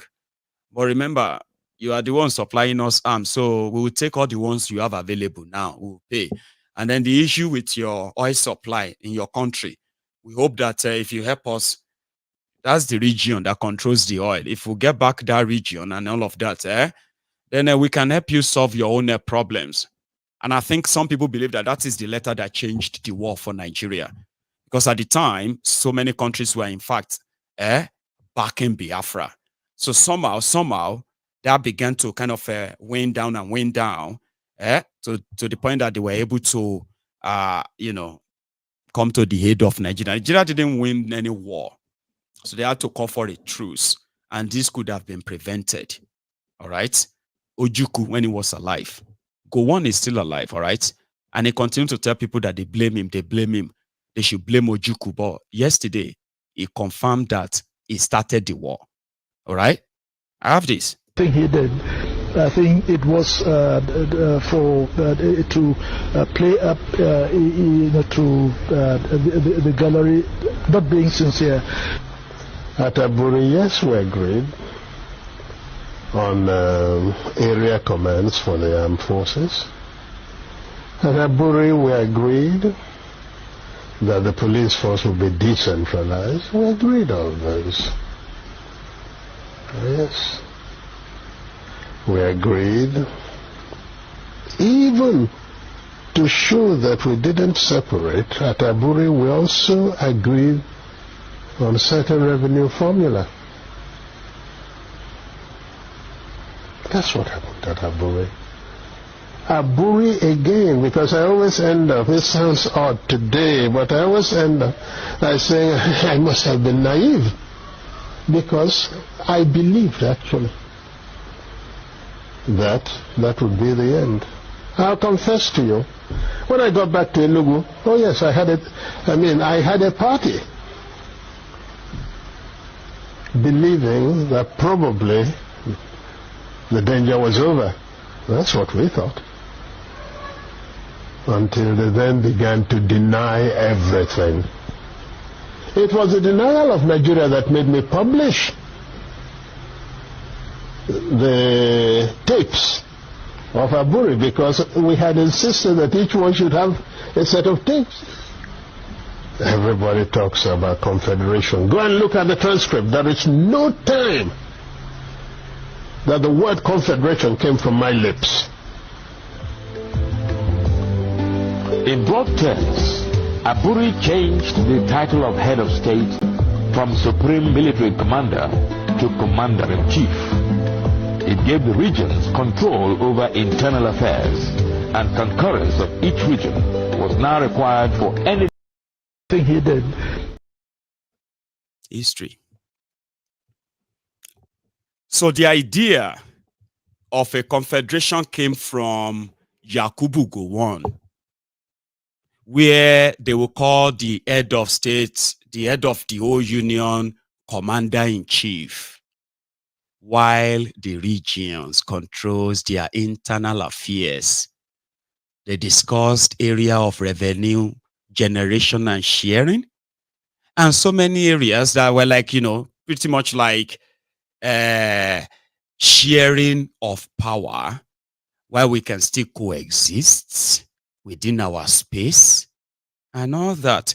And Yakubu Gowon got back to Nigeria. Ojukwu got back to Enugu. He said he had a mini party, that the trouble was over. Ojukwu never asked for war. Yakubu Gowon didn't want war either until he returned to Nigeria. And his people told him, "Are you mad? You just went to Ghana to agree to share power with the Igbos. Are you mad?" So they denied everything. And they started preparation for war. The genocide that killed over 5 million people that nobody has been held responsible for it today. Nigeria didn't even apologize.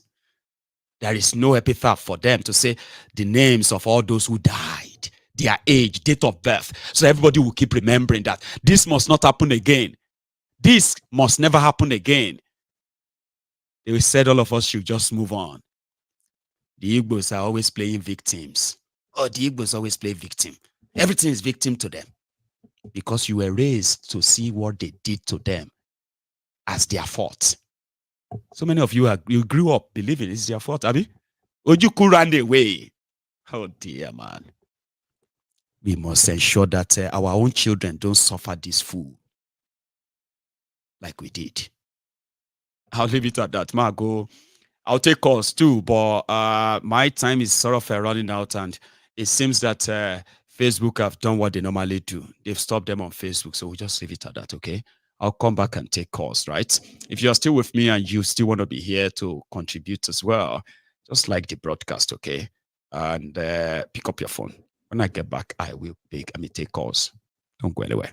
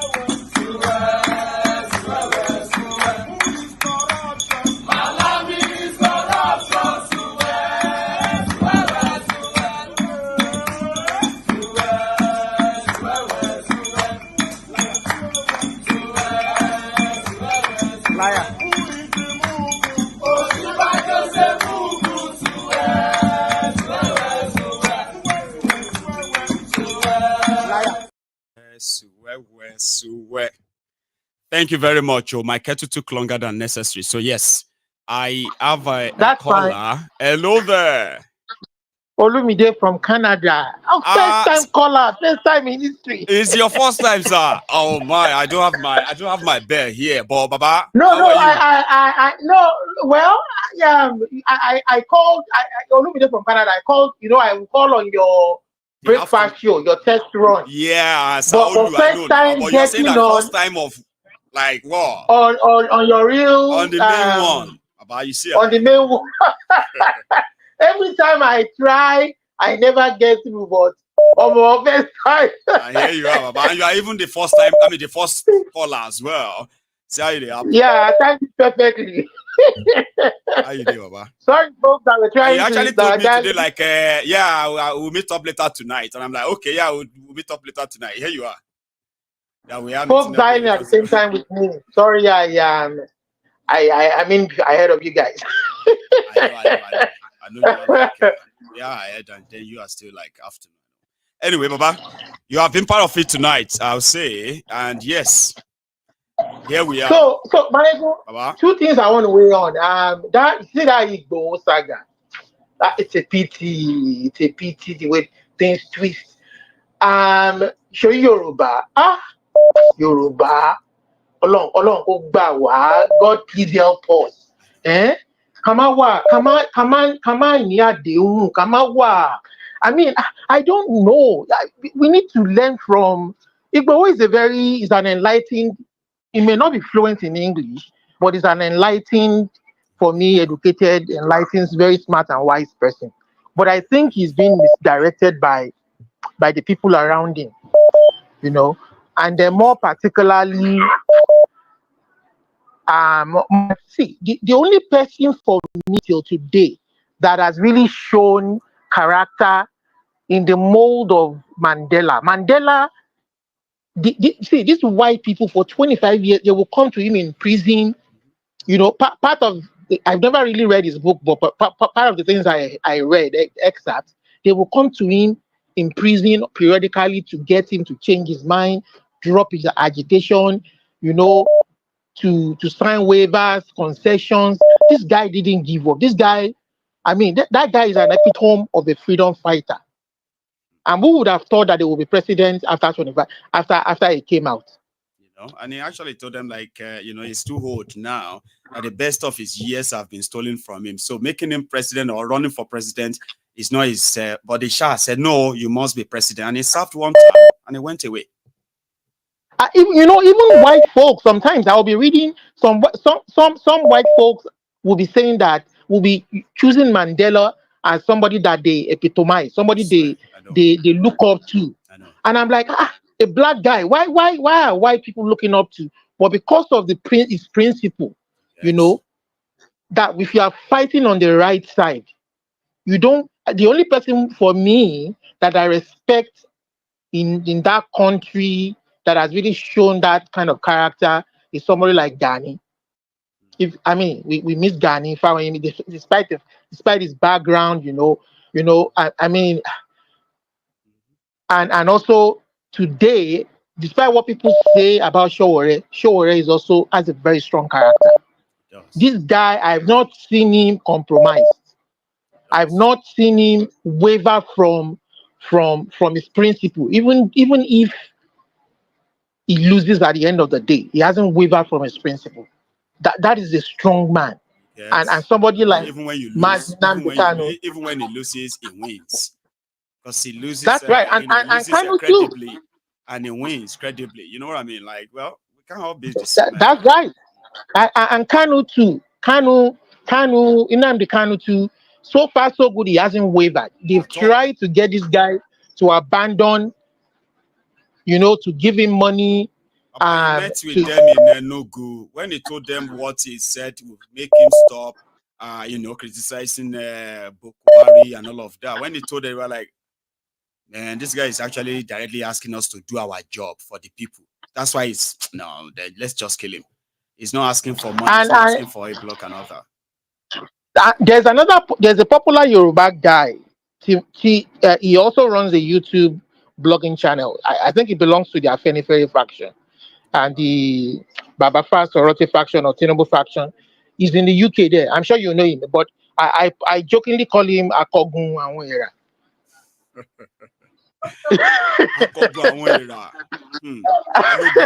All right. See, even when he's doing his program, it will only be about 3, 4, 5 people watching him. And there are times I will even call to say, because of his kind of personality and the kind of respect he commands in the Yoruba circle, I would say, you people supporting Tinubu, he will tell me, Ogbona Mafishe, ẹ jẹ́ ká fọgbọ́n ṣe kinní ká fi kinní ṣe kinní tágbára bá dọ́wọ́ wa á easy fún wa á ṣe kinní kan. Now they have it. What are they doing? They are busy stealing. Yeah, now. How do you want to They are telling build their people to wait. Give him time now. It's a Yoruba. That's why I said that I'm not saying no problem. I have no problem with all of that. So, sure, you understand. But once you take that route, Baba, the moment you begin to take it as your job to tell people like us that what is your problem? For example, for anybody associated to ask me, what's your problem? Go, are you know a Yoruba? You know that kind of thing, right?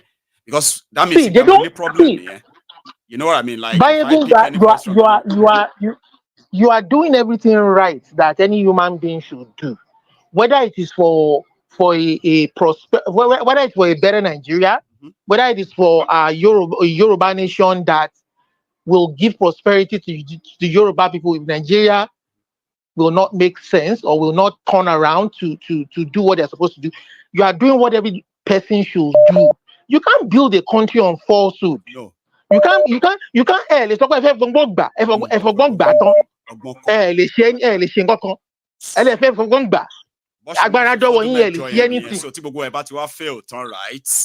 everybody will now come back to we Yoruba. Now that let us all come together now and do Yoruba nation again. I've seen that many times. Táwọn ti bí náà ṣọdún mẹ́jọ ẹ tí wàá fẹ́ máa ghost wá pé tọ́ọ̀ bá gbé fún wa what is all this nonsense? What kind of life is that? What is all this? See, let me take another one, right? Thank you so much. All right. Thank you, Maiyegun. You have a good day, okay? So, second time I'm speaking to Saoni from Canada. And I don't know, like there's one thing about this platform. Everybody will begin to talk about it. Now, can we talk about other things we discussed tonight? Hello there. God bless you, sir. How you doing? Scott Lati, Canada, Luzora. Thank you so much. I mean, thank you very much for your consistency. I don't, my instincts don't fail me, and I don't see people like you. If you have till now, if you are backsliding, I don't see people like you, collecting money to see, and I don't see. It's too late for somebody like me to just like, what would that actually be that thing that's gonna, like. It's too late. But anyway, exactly. I don't want to. I'm not surprised. I don't make it a thing that will be like, see me is bragging, but it is too late. That's what I would say. For somebody like me to go that route anymore, it's too late. Yes, So and the truth is, the way Nigeria is designed, you have options. Many of us can be in Nigeria. Our streets, we know. We will know how to live and survive in it. Nigeria is being bad since. It's not just bad now, it's been bad, since. I was speaking to one of my uncles who left Nigeria 45 years ago. And he said, it's been bad since 45 years ago. 45 years ago, it's been bad. Just yesterday, I was speaking with a friend, and he was telling me that he's in Nigeria, and he was kind of asking me for money. Initially, he started saying that overseas that you people are, there is another form of slavery. Okay, the audacity, see, Baba, the audacity of people who are living in a shithole to look at you and say, "Look, what is in that you are abroad? You gone every day, work. You don't even get life for yourself." But people when they do work, don't get life for themselves, right? There are still people you call back and ask for money. I said, like, okay, that audacity, Baba, go on. Exactly. I said my child is still getting some small money from government. I get free healthcare. I pay my taxes. I have the peace of mind, and I like this kind of slavery. If you think this one is slavery, I like this kind of slavery, than to you that you are there. Yeah, and there's nobody. Yeah, my dad is 85 years old, and I always ask him, I say, what have you benefited from Nigeria? at 85 years old. You live this long, right? You are even older than Nigeria. Tell me one thing you've benefited that.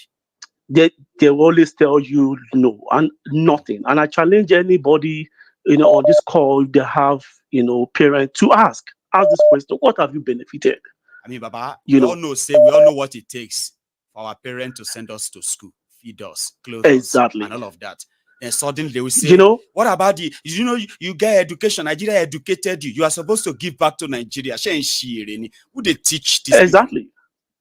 I'm a Yoruba man, and I'm honestly, I'll say I'm ashamed, because if we can be really united like the Igbos are really, really united. And I think they are getting more united now. I know there are still some bad heads, there, in power, but the Igbos are really, really united. If the Yorubas can be united, and I smell another war coming, because the way this whole thing is going right now, I smell another war, another civil war coming, because it's impossible for Nigeria to separate peacefully. A nation with 524 languages. That's like, I don't know, why do you want to? It's impossible for all of us to break peacefully. There's no way it will not result into war. There's no way. There's absolutely no way. So, and whether it's now, whether it's the next 10 years, but I think social media is giving us that power to, and it's been exposing, how bad it is. Look at Dubai. Dubai was built with oil. That's right. Oil. They look at how they transformed the city with oil money. We discovered oil. Exactly. You are a Qatari from so you are a Emirati. Is that not what they call them? United Emirates. Exactly. If you are an Emirati, your life in that space is better than possibly averagely the life that they give to an average American. Let's be honest. 100%.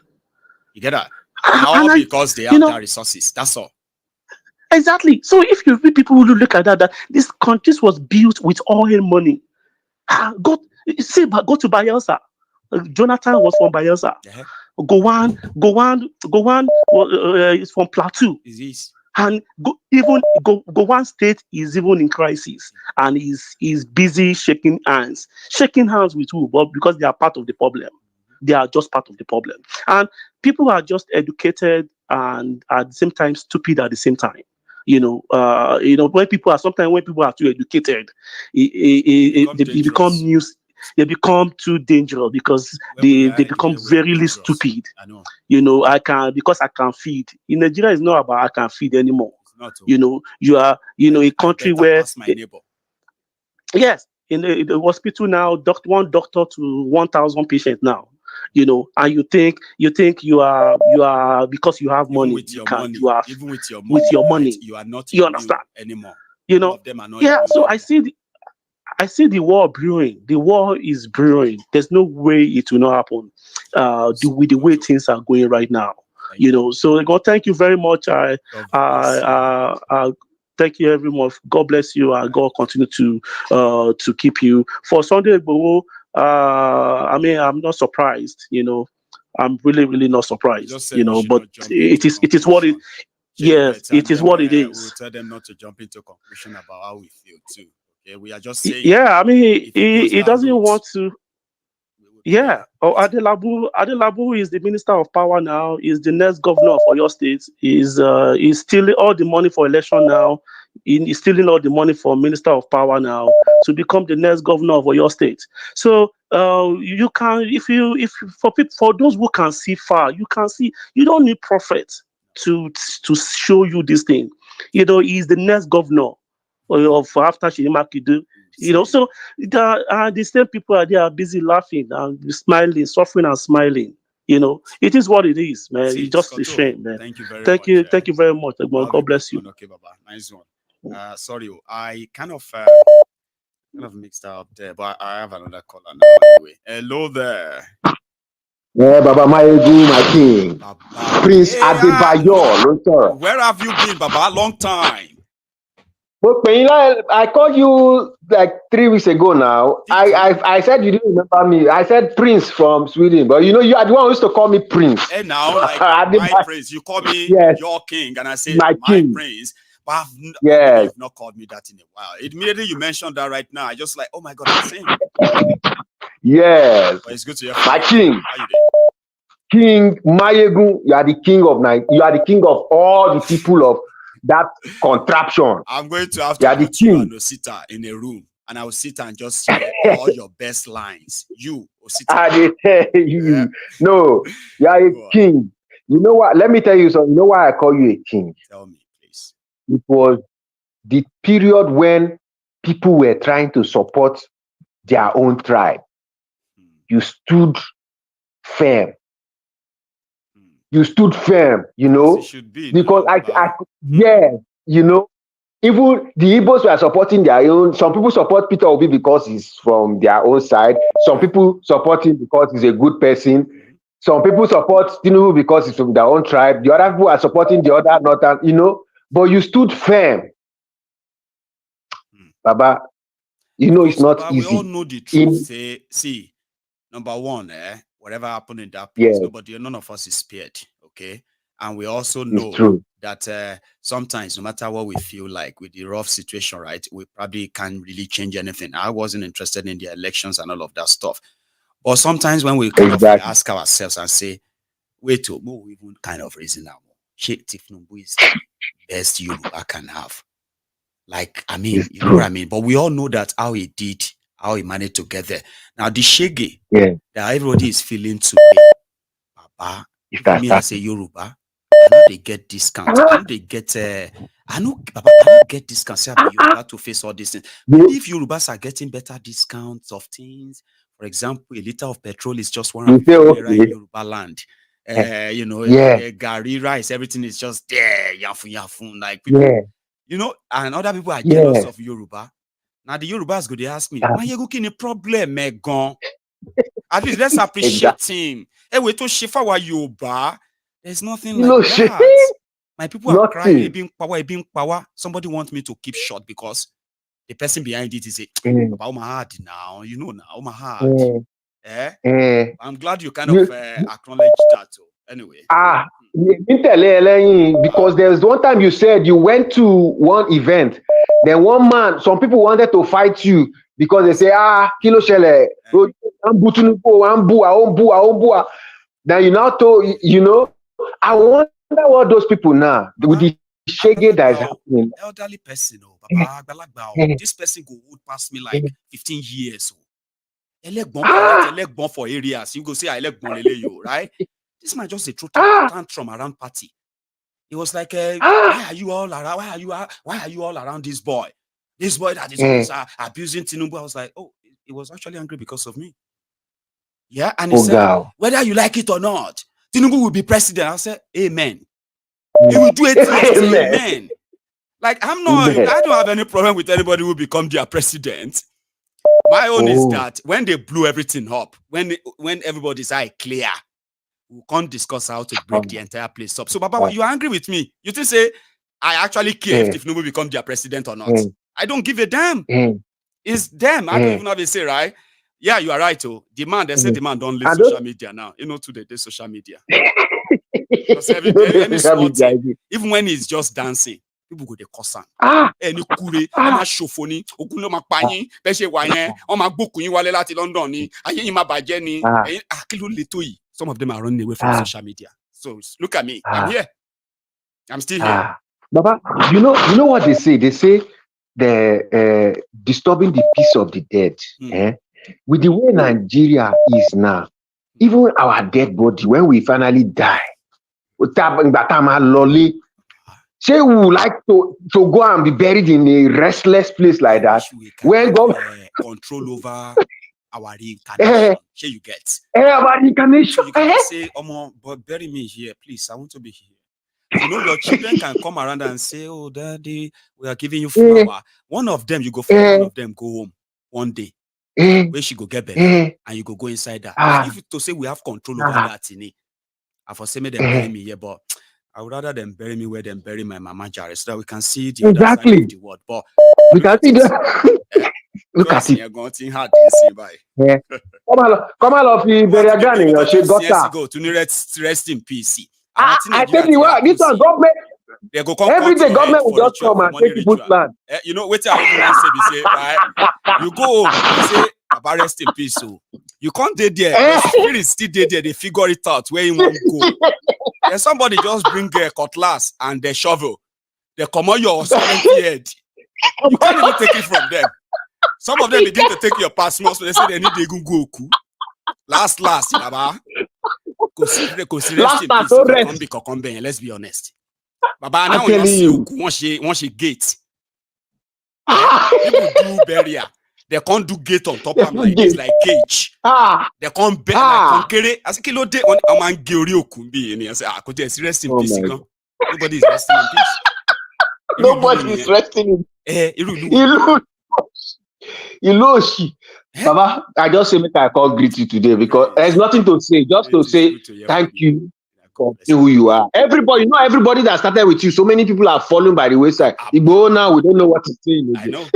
So people are asking me, like, like African Wala told me today that, Baba, man, I don't know how you are doing it, but people like us who have other things, engagement, we couldn't cope, match up. But you are still here. We have seen a lot of people who have tried all these things. We have seen them, but we don't see them anymore. Or they are now on the other side supporting the same thing that they claim to have hated.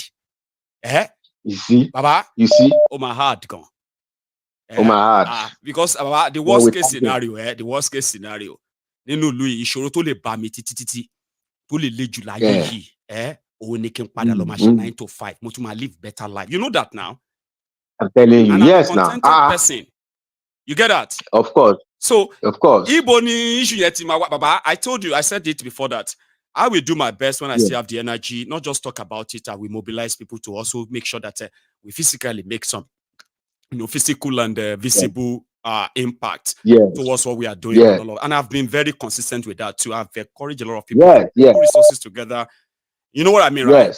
Because I believe that one day, except even if I turn cripple, even if they have to use anger to hold my head like this, as long as I can talk, I will tell them to turn the camera on.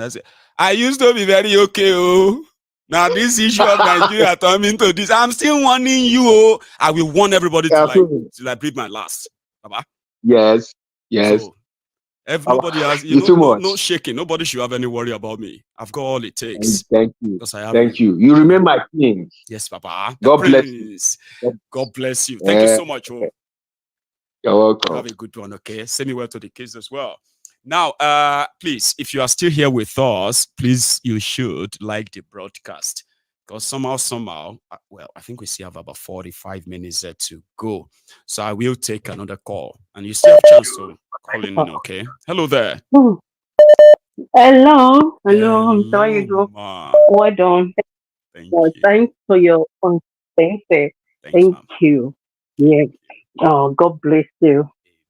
All these things that is going on, we know where these things, right from the beginning, we already told all these people back home, like, this is going to be the result of all this, your election, but they refuse to listen. And now they are in need. But the thing is like this, Maiyegun, this government, Tinubu government, what is saying, this the propaganda, and all these stupid people, they're using the propaganda, all these and these people as well. They just like taking it and they believe it. They just, they just like they don't. I don't know if they don't use their common sense. If their common sense, take a look at it this way, right? Take a look at it this way. Yeah, they were sharing rice because people are they are not looking at the part where people can't afford to buy that rice themselves. Okay, exactly. So affordability, they are not looking at that. So they're now giving food. So what will happen when they finish eating that food? Like exactly. Consider that what will happen? They don't care. Maiyegun, is it only rice they're going to eat in the house? They're going to eat, please. It's the only right. And what about other stuff?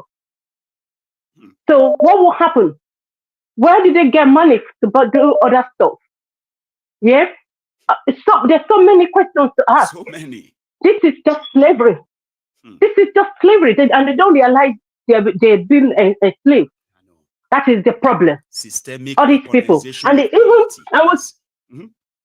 I'm telling you, and even all these people, when you talk to them, all these Ecuadorians, if you talk to them, honestly, it doesn't really worth it because they don't talk sense. Even the learned ones, if you listen to them, the way they talk, you'll be so upset. If care is not taken, they just aggravate your annoyance, they just annoy you, they trigger you. Can you people just see? Can you people just reason what is going on? They're saying okay, now this period, why are we Yorubas now complaining about the government? What about when Buhari was there? Did you people say any northerners shouting, abuse power or sort of thing? So why is it now that it's now our turn that we are now saying this? We are not coming now and overdoing it, man. Yes. Maiyegun, if you are beating me, if you are hating me, are you the one that will tell me how to shout? That's where we have a problem. Exactly. Like you are beating a child and you are also telling them you're beating a child. Who does that? How to cry. No, you don't tell me. They said you are overdoing it. They said you are coming out to say to shout and do this and that.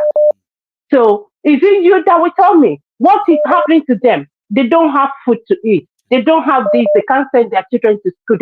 And you said they shouldn't say anything. They should just keep quiet because it's Yoruba local. Yes, so that Yoruba. I'm Yoruba, definitely. You can hear from my intonation. I'm proper Yoruba. Can tell. But I beg, why should I follow something that is not favorite? It's not like for all of us. Why do we have Nigeria? Why?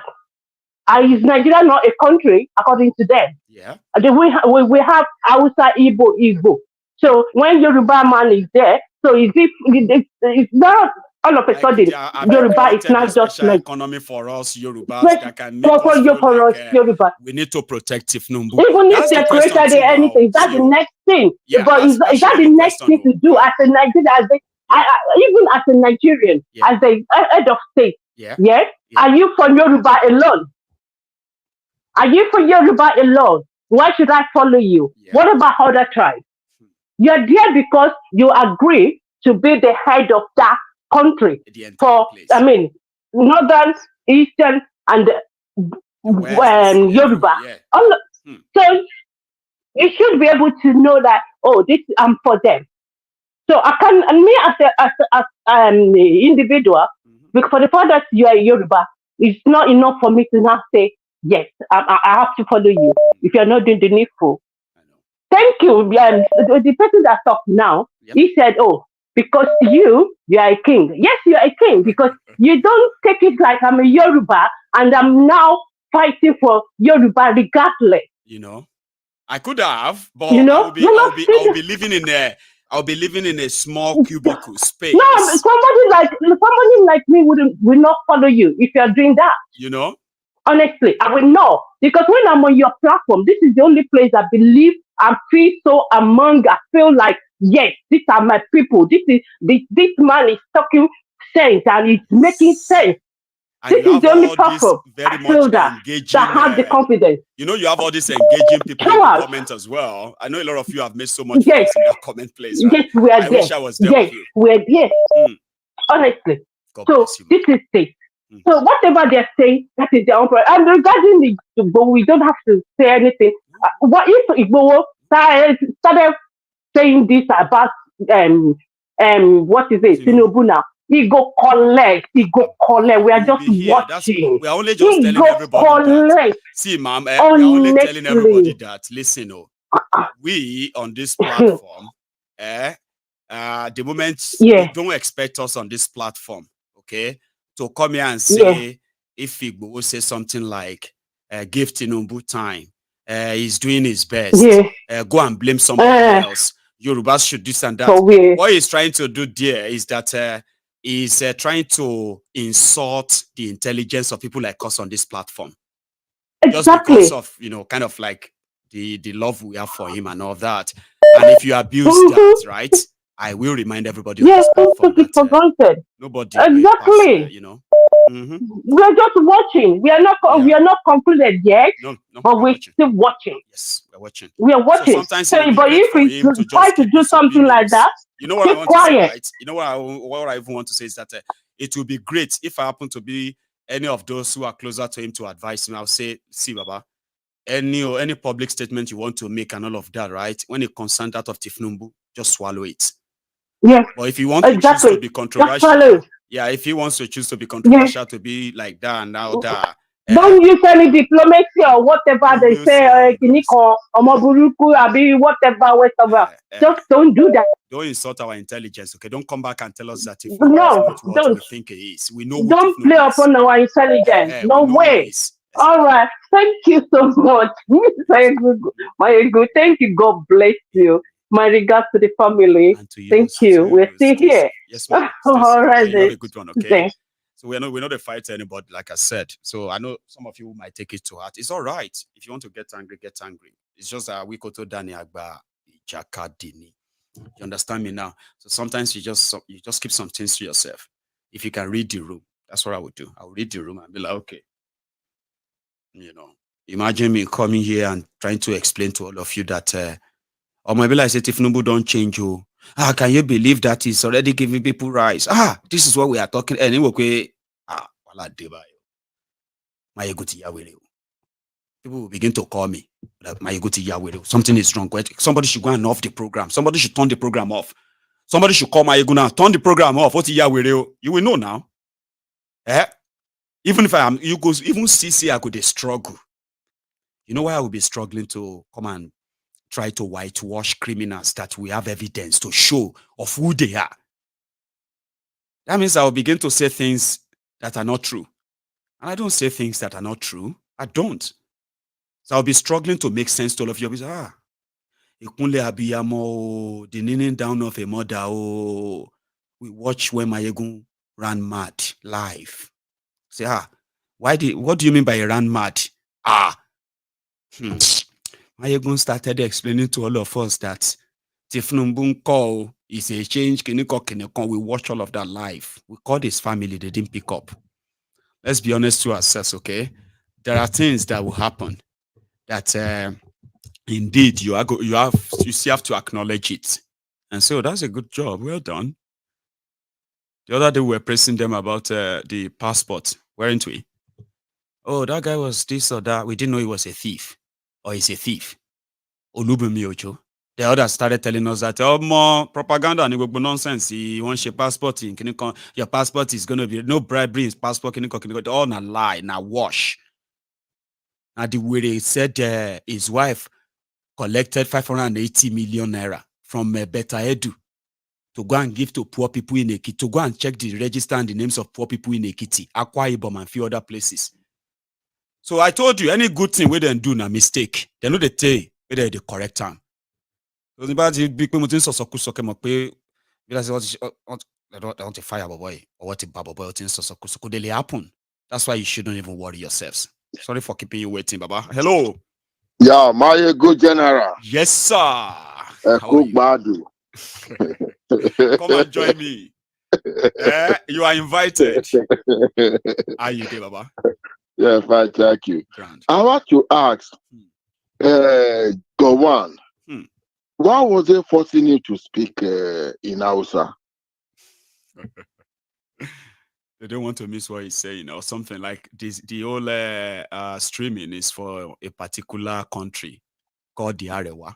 It's not meant for the entire Nigeria, I think. Or were they trying to cover something because they feel it's going to expose some secret? They don't want the Satana to be the old aware. Man, if like that was they suffer something, right? The old man they carry about book talking about Biafra. Like what did they worry you? Now, only thing where you remember for that your 9 years of being in charge of Nigeria be that you killed people after disagreeing on a gentleman agreement, and you are like today at near your grave. So somehow shy if it be so, because some said that waiting carry when one talk, right? If it be about Biafra, and that could trigger something around the country. I don't know if that's true. Probably. That's why they don't want you to speak in English, so that we will not know. But definitely we will know. Interpretation. Yeah, we will still know, because there are some of us that speak Hausa very well. That's right. We will still know, definitely, anyway. Yeah. It's all right, but it's good he's still alive, and they see what is happening in his own state, in his own, happening to his own people today. So probably on another hand, I thought probably he's telling Kolu that he should go and kill the Igbo to start another war. Possibly. Yeah. So Just I think that's what all these Igbo that are against you, all this other. I don't even know why they always think Igbos are against him. There are Igbos around him. His in-laws are Igbo. I mean, are Igbos. His sons, right, married into the Igbo tribe as well, right? But to their supporters, kill Igbo, obsessed with the Igbos. I don't even understand it. I don't. Got one wife. Is Igbo as well. Yeah. But he killed the Igbo, so it doesn't matter. It doesn't matter. It doesn't care. They don't care. You understand? But definitely the country is definitely divided, because Nigeria is not a country anymore.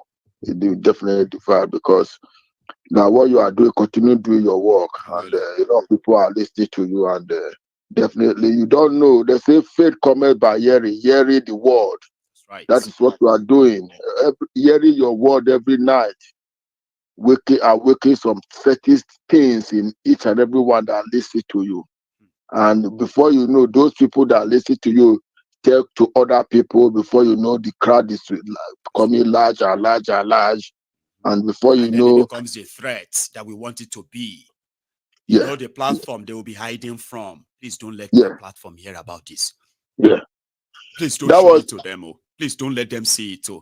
We don't even know if they are watching us. We don't know if that platform, if that MaiyegunsDiary already bug our room. I want them to live in fear when they hear our name with what we are going to do. That is it. That is one of the reasons Nnamdi Kanu was being arrested. Not arrested, was kidnapped. Because the words that come out from his mouth are sharper than two-edged sword. So Nnamdi Kanu exposed a lot of things, tell us the secret, tell us the history of Nigeria. Even educate the Hausas themselves. The Fulani were afraid of him because he was exposing their secret. But kidnapping Nnamdi Kanu will not stop anything. It can't stop. It hasn't changed anything per se. In fact, it actually sort of radicalized even people more to believe that, so Nigeria is living on a borrowed time. Sooner or later, it will happen. So they can continue to hold him, or they can free him, or whatever it is. But there's nobody that can save that country if they continue the way they are right now. I don't think so. There's no point. Even presently now, Nigeria they are fighting war with the Igbos in the Biafra land, but nobody is covering it. They don't want people to know. Armored cars are there killing people every day. They are, even Nigerians are losing their soldiers like chicken there. So, everyone is trying to cover a lot, and you see, that's where I'm like, sooner or later, with what we know and the resources we have access to and the rest of them, all these things will become a regular feature on everyone's phone. A lot of people will get to see a lot of them like they've never seen before, and it will trigger something. They should continue. Definitely. Thank you so much. Yeah, best of luck. Thanks very much. To you too. Take it easy, sir. Okay, you have a good one. Now, I'm God. Okay, let's see if I can take that out. So the line is still pretty much opened. So if you want to try through the what do you call that? WhatsApp or direct call, right? The line is open. Let me see if I can clear the cache right here. Okay, I think I should have. Here is a call on the line. Hello there. Maiyegun Baba. Yes, how are you, Baba? The trumpeter. The what? Now your platform, they hear the trumpeter. I am the trumpeter. I love that. So, yes, now you are blowing it. Very well. Thank you. You see Nigeria custom. Okay, on what ground did they seize those rice? I think they say it's an expired rice, substandard rice. Well, they seize from different importers. The same you are now yes, now they are expiring rice, substandard rice that they seize from different importers, businessmen. That is the ground that they seize rice at the border, or even at the warehouse or anywhere. The same rice that you seize and you said is expired, you are sharing to your citizen to eat that same rice. Damn it. It has gone to that point. Damn. It has gone to the point where the life of human life doesn't really matter. And me, I've not considered Nigeria as a country ever before. I told people Nigeria is not a country, just a construction of different ethnic groups and all that forced together, and they said live together. Even though you say you are not going to live together, they say you must live together. That is the definition of Nigeria. Yes, and for go on, and for go on, the evil that they committed in Nigeria, they can never go free. Even if they died, their children will face it. Because definitely Nigeria will not be together forever. Not when we divide. And yes, and when you come to Biafra land and you want to do business, they can now pay you back. If you want to do business in Biafra land, they will pay you back. If you come to do I want to do business, the evil that your fathers did, and that is one of the consequences. It's a bad consequence actually, because it is not the children that did the evil, but most of the time they pay the children.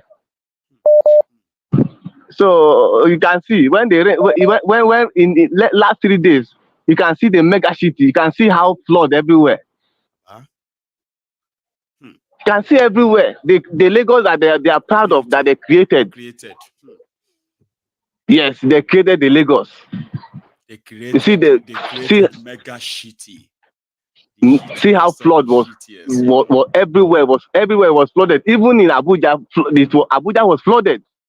Abuja was flooded. And Cameroon has not opened. So they haven't opened the dam yet. Once those one open the dam. So it is you and social media that you can get the truth. Our mainstream media is under their armpit. It is what they say report that you report. You can't report otherwise. So it is people like you and social media that we are now getting the information and everything. Because it's easier for you to see. You see an information here, right? You can go to different places to verify the authentication of it. And most of the time, you don't even go far to confirm this, right? Once you confirm it, the next thing is going to be like, oh my God, it's real. Now I want to know more. I want to know more about what this is. That's what social media has been. And then another media that you can hear a bit truth is Sahara. That's right. Because when Sahara will now tell you what they are not telling you. Brother. PDP did a primary in Edo, and according to their media, they said Shaibu won in another parallel primary. This one, did they have two primary in APC? Yes. PDP, they have two governorship candidates that emerged from their two different separate primaries. So APC has 3. Oh, did they have 3? Right. I saw Kabaka the other day. They were defending Igodalu also. But it's messed up. Yes, it's messed up. How could anybody sit down looking at all of this drama, all these personnel and all of that, right? And then they still believe that something good will still come out of them because there's nothing good that's coming out. Nothing good is coming out. Nothing good. All your political office holder, public officials acting like Nigerians. You self go no say wala don't. They are not supposed to stay in this country. I'm in the wrong place. Yes. To move. Yes. Because the effect but how could people be inside that kind of a mess and they believe that let's give them time? I mean, it's ridiculous. So anyway, thank you very much, Baba. Thank you, sir. You have a good one, okay? Thank you, sir. Take it easy as well. Thank you, sir. Thanks a lot. So I have another caller.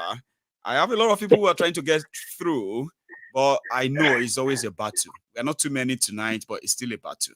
But if you get through, please be considerate of others with it, so make it faster. right? Hello. Okay, my emoji. Abba, how are you today? Oh, you remember me?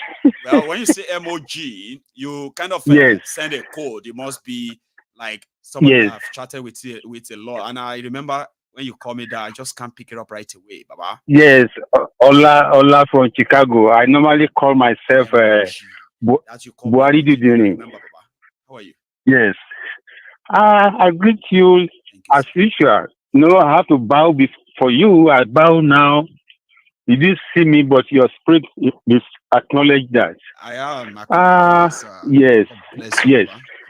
Amen. No, I don't normally like to call you except if I want to pray for you. I call you to pray for you, but today I will say something else. Please. And I pray, may Almighty God continue to protect you and your family. Whoever wants you to die, the person will die. Emoji, I don't know if you can permit me to go to year 2020 and 21. Can you permit me to go back? You can, Baba. I'm all Thank you, sir. Yes, Baba. Go on. Thank you, sir. Thank you, sir. I can't remember, maybe it's 20 or 21, when you asked us to contribute money for the release of Oloye Igboho. That would be 2021, sir.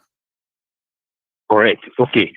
We contributed this money. Immediately this 2021. No. It's actually 2022, sir. Because that was after, after it was it's 2021, late 2021. We initially we didn't participate. We just spoke about it, but we never really got involved. Until people started saying we must get involved. We must get involved. And I reached out to him. I said, people want to support you. Are you okay with that? And he said, oh yeah, sure, I am. I said, okay, I'll go back and tell everybody. The rest is history today. Baba, continue. Yes. Okay. When we are expecting them to release him at the Benin. Yes. No, immediately. Okay. Immediately, Maiyegun set up. For us to contribute money for these people. Yes. Those people who call themselves Ishino, I don't call them Ilano. They wake up and say, no, we got to do it. Immediately they release the Oloye Igboho.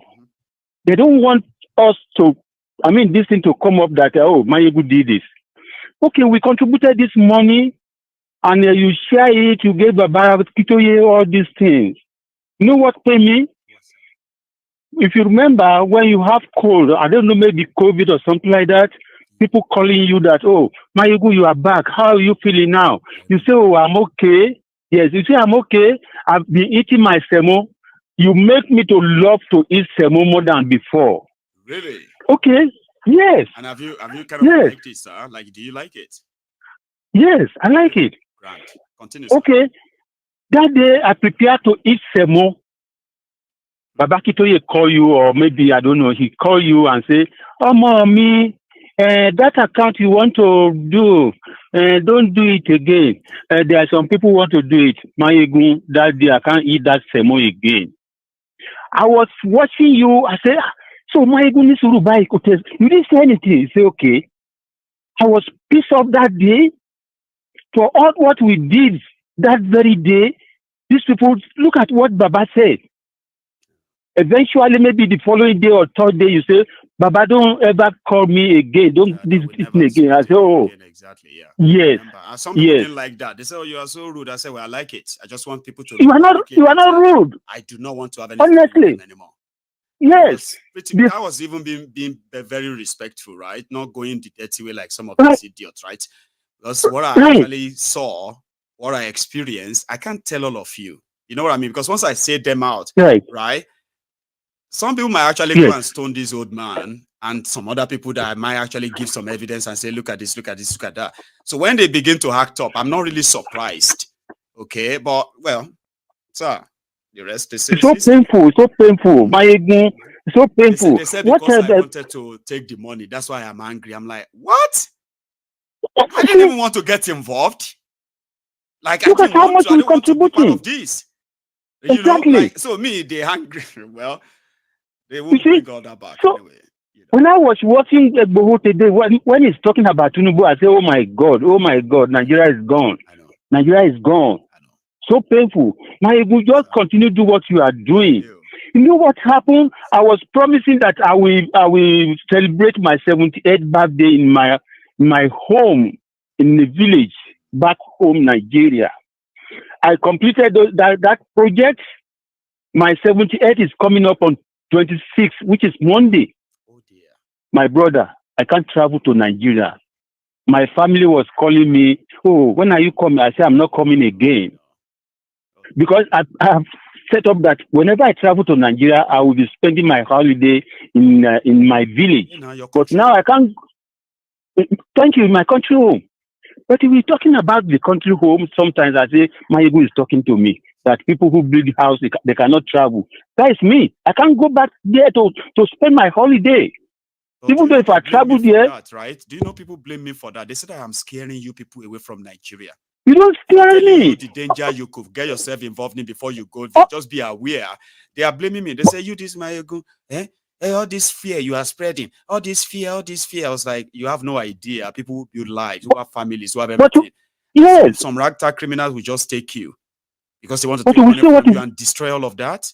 No, I have to. Yes, we see what is going on. There was a guy who called you last week. He said he asked his people whenever they kidnap me, don't contribute money. I said the same thing to my brother. I said, look, when they kidnap me, don't ask for me. I don't even want to talk to anybody.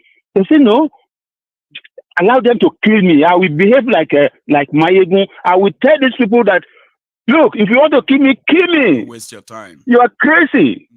Don't waste your time. I know it's not going to be easy, but the moment I get into their hands, there's no point. Yeah, don't ask for me. 200 million. Don't pay ransom. So that's why I would rather not I will never get caught by them, so I will stay away. Sure, you get right, exactly. So that I will not become a diabisi milaya and all that. Baba, exactly. You will Thank you, Maiyegun, for us, okay? And you Amen. God bless you. You have your country home, sir. Yes. We will celebrate your future birthdays in those places. I mean, that Amen. Sure, you get. Amen. Amen. Yes, continue all their drama, okay? When the time is right, these people will see today. With those we see today, we shall see them no more. Amen. Of course. You get, Of course. Thank you, Maiyegun. God bless you. And congratulations on your new studio. Oh, the office. Oh, thank you, sir. That has really trained me, sir. Thank you. My regard to your family. And to yours too. Maiyegun, one question. Okay. One time I couldn't hear from Princess. Please, my regard to her. She can hear you, I believe, right? I think she is facing the Shege, Nigeria Shege. So now she doesn't have too much energy to come here and vibrate. But I believe that the Shege itself will smoke her out and she will pick up the phone. Oh my God. But you know, it's not even easy to get through anyway. So it's been like war. Of course. You know, that's another problem. But thanks so she behaved like a Bola Ige. She behaved like Bola Ige. Sit down and look. Sit down, look. Now one domestic dog, the bear yes. Maiyegun, please, Maiyegun, please. Sir. This song you always start with when you want to start your program. Yes, sir. Please don't stop it, please. I always listen to it 100 times. I love it. Please don't stop it. Maiyegun, thank you very much. Yeah. God bless you, sir. Oh yes, I love it. Thank you, Maiyegun. Yes, thank you. Nice one. Yeah. So safe. Sir, I wanted to say that to you, and I know you heard me there, okay? So thanks to everybody who is still being part of this set tonight, okay? So somebody was like, what did you do? You people, people, it's not me, it's not Maiyegun. What did this platform give to the Yoruba nation, this and that? Some of you think that some people, they talk Yoruba nation, and then MaiyegundsDiary Politico is no. We have been talking about Yoruba nation on MaiyegundsDiary Politico before these people you are seeing today, including Sunday Igboho himself. So listen. So the moment we realized that they have become the target of the state, it wasn't hard. Yorubas, Igbos, Middle Belters, people all over the place, they put their resources together. Baba, our intention was to get them lawyers, like let's fight it. Let's fight it. Don't give them money. Don't bribe them. What they did is wrong, and we will spend whatever it takes. We were so ready. We didn't know that every time I do program, and I'm like, our total balance for today is now £15,000. People, they come out calculator for that place. £15,000 by Ejo, help me. £15,000 times 600 naira. Please, how much is that? So now that Maiyegun, they collect this money. Is this is what we are saying, all the elders of Yoruba, they did not give him authority. Nobody gave him authority. He needed authority of Baba Baba and all of that. And I was like, she mad in it, but anyway, they shall got closer to me. And it wasn't my money. It's not my money. We're always here every evening to say what we want to do. Oh, this is what we're going to do. About us, we gave a lawyer 2 million naira. That 2 million naira is still with that lawyer till tomorrow. I had to confirm with him and say, Ezra, we gave you 2 million naira that we wanted to fight the case. Wanted to fight the case of the criminals who are targeting our people. We want every Yoruba to believe that if you believe in Yoruba nation, anybody that comes for you, we will defend you. My people here, they were so energized. They were interested. Not my money, not just my money. I put my money there too. So we're raising the money and all of that. I didn't know that these guys don't want to fight any case. This is a lot of money. As they are talking about relocation, as some are even bringing a bill of they wanted to rent house. They wanted to travel abroad, Japa. I said, no, that's not what they gave to me. Like, you people don't want to fight case. Nah, they say that if we fight them, they say we should just give them money. Let's just bring. I was like, well, it was what it was, anyway. So don't come for me. Money receipt lower. You understand? I'm not interested in those of you who are emotionally attached to these people. And I'm not judging you. Okay? So don't look at me and think, oh, the time you're suffering, I'll be by look on the Maiyegun. You understand what they call the one man mopo? Igidaduro. Igidaduro Maiyegun. So I've got all of these receipts. So when they started promoting Tifnumbu, I knew about it. I knew all of that. Here you get. I knew all these guys, they were going to end up with Tifnumbu, but I don't have issue with that. Let's give them the credit for what they have done and the support they got from us. Don't play on our intelligence and come here begin to give me one stupid excuse.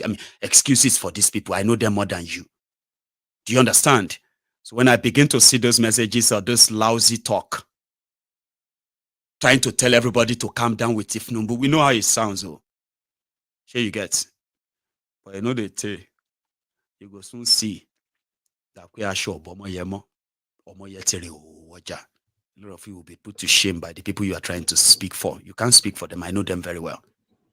We just hope that they will be careful whatever the arrangement is. Don't play on our intelligence. Hello there. Hello, my good general. The Baba. Prince Jejeman, representing IPOB for life. I don't know why I kind of feel happy tonight. I don't know. I shouldn't be kind of like elated. I don't know. I just feel elated, like kind of, I don't know, maybe because I've missed all of you. I've not spoken to some of you for a while. Yes, sir, Baba. How are you? We always feel you now, Your prince. You are the Tucano Mike, Baba. Thank you for your consistency, Baba. Thanks, man. Thank you so much. What we just as you said earlier on that what is happening is not a surprise to you. Okay. My good general, when I too, it wasn't a surprise to me. When the spokesman started having a joint collabo with the Finland connection, Biafra Finland connection. You remember that they signed the defense pact? Exactly, defense to defend. This guy made joke of this whole thing at some point, right? It's ridiculous, honestly. Yeah. So that was when we knew that water don't pass Gary for that matter. You get that's what why I mean? I'm waiting for Mazi. I want him out. A lot of people were waiting for Oloye. Now they have seen him. I'm waiting for Mazi before I can even pretty much like put this whole journey into real perspective. That's the man No, I want to free. I respect you, Baba. I respect. The Prince, have I lost you? I can't lose you now. Prince Jejeban, your call just dropped. What happened? Oh, sorry, Prince. Prince Jejeban's call dropped, and my time is almost to the end of the broadcast now. So I have another call. Sorry. Hello there. Maiyegun General. Abba. How are you, sir? Man, I did watch from my other phone. I did die at the same time. It's like I'm sorry, Prince Jejeman. Nami Japa you. I'm sorry. Now you tell us, I'm sorry. Drop. I want to come on. Because you see the talk, say, waiting they happen. I Jejeman. I hear you. Like, no, but I did. I'm at turn. So except if you remotely kind of do that, but here we are. Well, okay. It's it's very somber mood. In a sense, like, and the document or the communique that came out of the Aburi thing, I've never heard about that thing before. Really? Never. I never heard Ojukwu speak like that. Okay, I always heard about go on. When Ojukwu, where I was watching when you put the Ojukwu video in, and I heard him, very gentleman, very honest. Then when the other one go on was, I'm like, these people, it just shows you one thing, that if care is not taken, these people believe they Nigeria. You see, these people believe there's a power behind the force for them to be behaving that way. Are you with me, Maiyegun? Very well, sir. Loud and clear. Okay, because there is power behind the force. For those the Fulani to be behaving this way, even for the government to just lay back, look powerless, and everybody was blaming. Everybody was talking about France, what France did in this and what British and America and other people are doing to Nigeria is like they are just gang raping Nigeria in broad daylight, and there's nothing we can do. That's what they're doing. They are the one holding these people together. Based on that document, that they went to sign a gentleman agreement, and you came back home, and you now say you started preparing for war. And those people that was in the meeting, they didn't say a single word. They moved away. Everybody kept quiet. This is what it is now. That's how they. No. It's already. It was a pre-planned thing.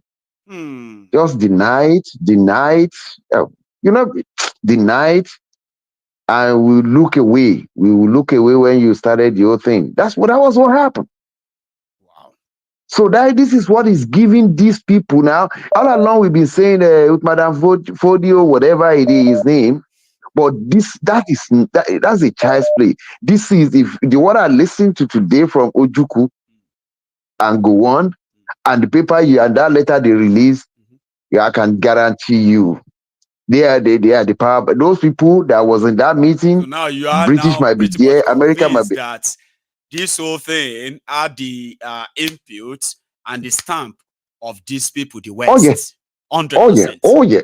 Including the genocide that took place eventually. We are just kidding ourselves if we keep on saying Madam Fodio. If Madam Fodio must say that to the uneducated one among them. But those people that went to Aburi, those people that when Kuwon came, deliver whatever they were. Yeah, yes. I tell you, they believe from that point on that they got it. They got Nigeria in their palm, and there's nothing anybody can do. So that's my take. Number two, yes, sir. No, you wanted to add something there. Go on, sir. Yeah, as far as Oloye Igbo is concerned, if anybody that is very close to him is listening right now, the best thing is to keep his mouth shut. And let people continue. Don't praise anybody.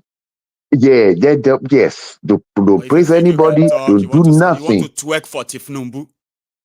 No. You play him. Let him. He gave you the permission to come and do your burial. Do the burial. Leave.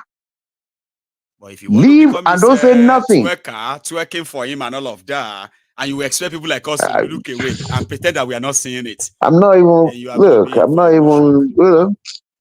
Maiyegun, I told you about rattlesnake. Paramole non pe Yoruba. Paramole to koro wasi. So that's where the bus stop tonight. Have a good night. And you too, sir. You have it, take all it right. easy, sir. Okay.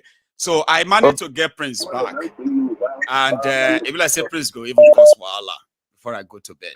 I think you will use your time so well tonight because we only have just about 2 minutes. Can you manage that? 2 minutes. Okay, let me manage it. Oh, yeah, yes, Baba. Prince Judgment. May I just go direct to point. They say blasphemy that doesn't know how to build a gong should go and look at the kite, hawk for the hawk tail. Okay, I want to tell Sunday Igboho, he should look at Asari Dokubo, where he is today. Tunumbu is his father and forefather. Okay, he should look where Asari Dokubo is today. And there's one word that you normally say that I do hold hand. The Sunday Igboho, we tell the kings in Yoruba land, say anyone that doesn't want to do the one nation should do video and put it on social media. Today, what he has said is on social media. You should not forget. That's only what I will tell him. Maiyegun General, yeah. Rwanda, everybody that died in Rwanda is in museum. They are here, they are skull for a remembrance for this thing never to happen again. That's right. Nigeria will continue to bury the truth, and their hand will continue to be on top of the ground because they want to bury themselves. You know, person that want to bury himself, his hand will always remain on top. Right. Well, because when you are covering the sand all over the earth on yourself, you leave the remaining hand outside like that. Exactly. So that's where we are. We, the whole Igbos, are for Biafra nation. That's right. If anybody here that is saying turumbu, I guess so, it's just a mockery. They should know that those that are ignorant of what is going on, we are focused in the Biafra. Is Biafra or Biafra or Biafra? All hail Biafra. Thank you for your contribution. You are so good, though. You actually used that 2 minutes, and I see I have about 10 seconds from you to say thank you very much for calling in. Okay, I will. You have a wonderful evening. Okay, a very good night. Thank you, Baba. God bless you. Bye. Now that's the Prince Judgment. Okay, I think that's us. That should be us for tonight. Listen, everything you hear on my program, okay, some of them where I actually sort of added my own my own voice or my own opinion or whatever it is, right? Everything you hear on this program tonight are my own my own opinions. Those who called in, they had ideas. What you do with any of this information here is completely yours. Just make sure that you will not be lying to yourself when you understand the danger that is actually lurking around you. All this from the type of political criminals in charge of a whole country, their policies and the rest of that. Tomorrow is another day. I will see you again. So you all have a wonderful evening and good night.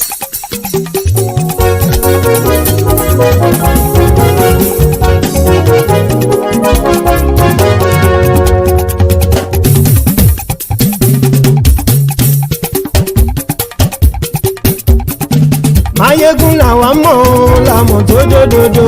MaiyegunDiary, Maiyegun #1. Maiyegun làwa mọ̀ làmọ̀ tó dòdòdò. MaiyegunDiary, Maiyegun #1. Maiyegun ti dé o, ọ̀rẹ́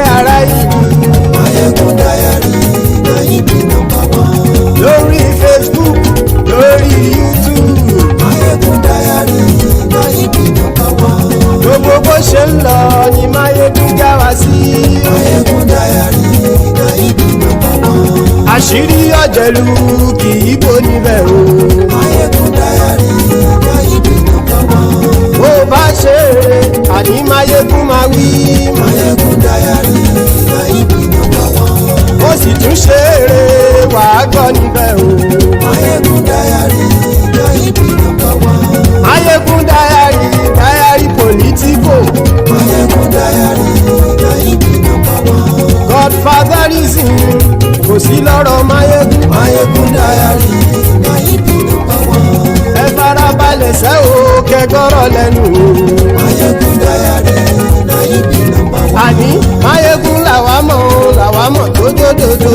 MaiyegunDiary na ibi number one.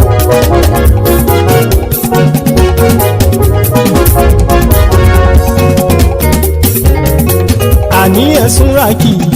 Maiyegun ti dé. Maiyegun ti dé. ọ̀jẹ̀lú ẹ̀sùn ràkì. Maiyegun ti dé. àní ẹ̀sùn ràkì. Maiyegun ti dé. lórí Facebook.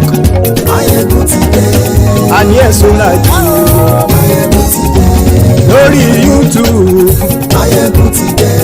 àní ẹ̀sùn ràkì. Maiyegun ti dé. bọ́ bàbá gbé wúrẹ́. Maiyegun máa wí. àní ẹ̀sùn ràkì. Maiyegun ti dé. ijó ìgbádìyẹ. Maiyegun máa wí. àní ẹ̀sùn ràkì. Maiyegun ti dé.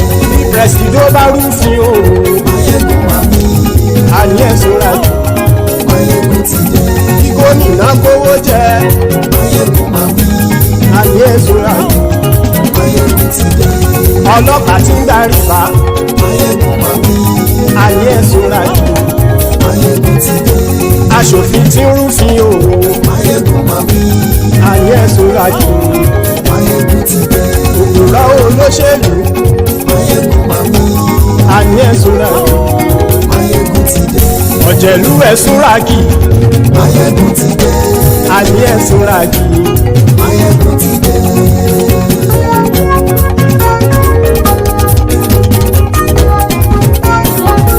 Maiyegun ti dé. gbogbo ọ̀jẹ̀lú ẹ̀sùn ràkì. Maiyegun ti dé.